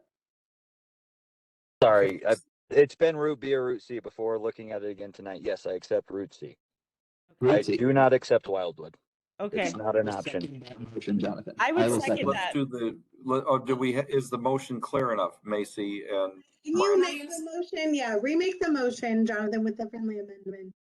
Okay, motion to direct town staff to pursue the $125,000 of FEMA funding for scope to look You take at. out the amount, Jonathan. There is no set amount. Okay, You're directing there's no staff- set amount. Motion to direct town staff to pursue FEMA funding for scope of work for an egress across Barker Dam and Route C. Can I ask a question? Absolutely. Okay. How feasible is it to have an egress over Barker Dam? Have we not Nobody investigated knows. this in Barker the past? Dam was built before the days of engineering. So nobody knows. Barker Dam was one of the 2 test studies before Hoover Dam. Barker Dam is actually very historically significant. Nobody knows. That's why I'm saying City of Boulder has the most PhDs per capita. Let's go for the stars. We don't know. And we won't know until we spend money. while we're going for the stars, people may die in place. I have a question. You're right. So shoot for the stars. You may end up on the moon. So I have a question for Miranda. In the packet, it talks about, we have looked at this before and FEMA or someone denied access over the dam for egress. Do you know? There's a what homeland security consideration. Oh. Yeah, and so that's what the packet talks about, is that the Homeland Security had expressed concern about safety of that route. We live in a new time. We just had 1,000 buildings burn in Boulder. I mean, it's just a different conversation than it was back then. Thank you. And I believe Jesse Anasari reached out to City of Boulder as well as Homeland Security, and they said in the event of health and human safety as a municipality under state statute, you actually have precedence under us. So if it's a fire egress, what they say doesn't matter because we're protecting human health and safety, human life, which is their mandate. Okay. Do we have a clear enough motion? We do now. Who wants to second it? I'll second it. Yeah, I'll second Eric it. seconds. Okay. I think Eric got there first. Macy, call the vote. Sorry, I had trouble with my mute button there. Trustee Blakemore, Yes. Trustee Coombs Ismail, Yes. Mayor Pro Tem Mahold, No? Trustee Baumhover, Yes. and Trustee Corvalon. Yes. Thank you. So I'm curious, Tom, about your no. Would you explain? Do you object to? Yeah, to I think this, or- essentially what I heard loud and clear tonight is people want relief now. I've heard that all these are rotten, but I've heard that we could live with C. And I've also heard that we don't have a sum certain. We really don't. We have a guess. So I'm not in, essentially they could come back and say, no, you get nothing. And so I think we need to deliver some relief to people whose lives are in danger. And that's why I say no to this. I think the go for the stars approach is, in my mind, unrealistic. I really, we may say, yeah, Homeland Security, go shove it because we have people in danger. I don't think that's going to hold any water at all with the federal government. Having sat through the disaster preparedness session that you and I, Miranda, sat through 3 weeks ago, I don't think we're swinging a big stick here. So that's to answer your question, Trustee Blakemore. That's why I vote no. So Tom, I would have absolutely voted in favor of pursuing building Route C, but I'm given to understand that that's not an even option right now, that we don't have that as an It's all option. just a gamble anyway. This isn't, I think the misconception is people think this money's giving to us. It's still a grant. We still might get rejected with anything that we submit. Yeah, you're right. You're 100% So right. I think the public needs to understand that. I think they're thinking that we have this money and we're just offering to just throw it away. We don't even have it yet. Yeah, I mean, I work with infrastructure a lot at a much bigger scale, and the main thing that I look at is what's your risk profile that you're taking on, and is it a risk worth taking? So that's my thinking. But we're supposedly a board of 7, not tonight, but we don't make decisions individually. We make them collectively, and that's exactly what we're doing. And so I respect that. And I just want to say, I have a lot of, I might be naive, but I do have a lot of hope actually for the bill that's just passed the State House that's going to make a large amount of funding available for precisely these kinds of projects, which is rebuilding neighborhoods that were poorly built to begin with. It's even listed as something that they want to do with those funds at the state level. And we're going to be able to apply to DOLA with a fully completed scope and a full design of a project that will be able to say, we're shovel ready, just give us the money if we get this FEMA funding. So I think we are still on the way to building an egress out of Big Springs. Trustee Baumhover's thoughts on that aside, I still think we're on the way of doing that with this vote. And I think we can all agree that it was a poorly built neighborhood. Yeah. So I'd just like to clarify, and thank you so much, Trustee Blakemore, for asking Mayor Pro Tem Mahold his opinion on that, because I fundamentally, to a certain extent, agree with him that we need to give relief. Where I differ is that as a town board, if you are going to spend money and say that we fulfilled our obligation to provide you with an egress, but you are providing an egress that, based upon all the expert studies, you are providing 25% of the neighborhood that you are intending to give an egress with an acceptable route of egress, it's not an acceptable use of money. On that level, had there not been contention with the use of private property to run that egress, I fundamentally believe from the greater good perspective as a board, that's where we should have run the egress.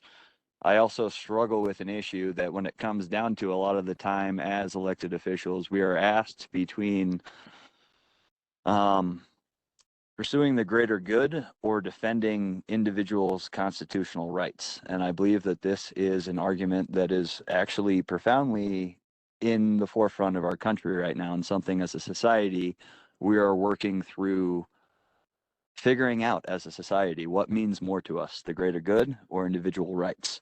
And I believe a lot of the contentious issues lie in that discussion. On this, I would state that I believe individual rights, self-determination, which is why I would side with the property owners feeling like it's not their responsibility to provide the rest of the neighborhood, especially folks that just moved here, with a safe route. Individuals that bought a home there should have done their due diligence. As a elected BOT member, it's my responsibility to provide them with a safe route, but I am also left with the decisions made by the previous 10 boards before me.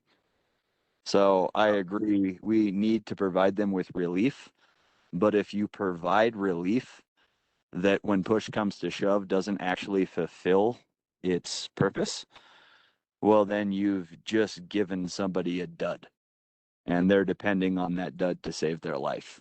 So I won't be responsible for providing a dud. I would rather say, we couldn't provide you with something. Sure, you know you live on an unsafe neighborhood. We're still working. Please show up.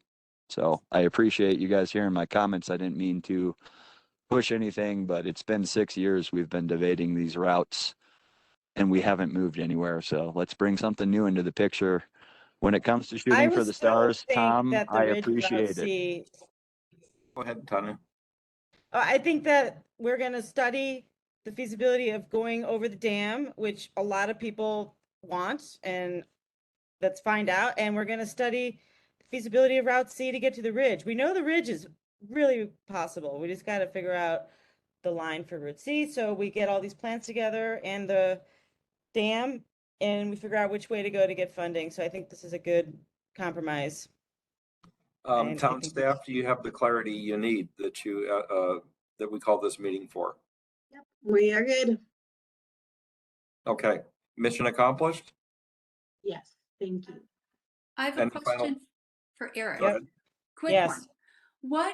What is the DOLA grant that you're talking about that would provide funding? Can you just email me the link if you don't have it right there? I will do it, and for everyone else on the call, it's Senate Bill 22-206. That's 22-206 in the Colorado General Assembly that just passed. And you'll also notice that they already put out a job call for a director of the Office of Climate Preparedness and Disaster Relief. So that person is going to be the person that our town staff works with in order to secure that kind of funding. And the other thing that I'm really trying to push at a consortium of cities is that the proposal for the extension of the transportation sales tax includes the ongoing maintenance and construction of egress routes, and there's a good chance that it'll be in there. So that between those things and maybe some other opportunities that we can find along the way, I think we can get this built. Good. I'm glad that as much as I don't like doing this at 2 a.m, I really do think that's really good information to have had coming into this meeting, and I appreciate you're getting that for us. Yeah, sorry about that, Tom. I've got my next appointment is in 4.5 hours here in Washington. I'm making to adjourn. Okay, second. Second. All right. Macy? Trustee Coombs Ismail. Thank you all. You bet. Trustee Coombs Ismail. Okay. Yes. Yes, please.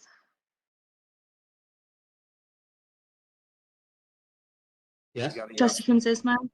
Yes. Okay, thank you. Trustee Blakemore. Yes. Trustee Corvalon. Yes. Thank you. Trustee Baumhover No, I'm just kidding. Yes. and Mayor Pro Tem Mahold. Yes, and good night. Thank you. Thanks, everybody. Good morning.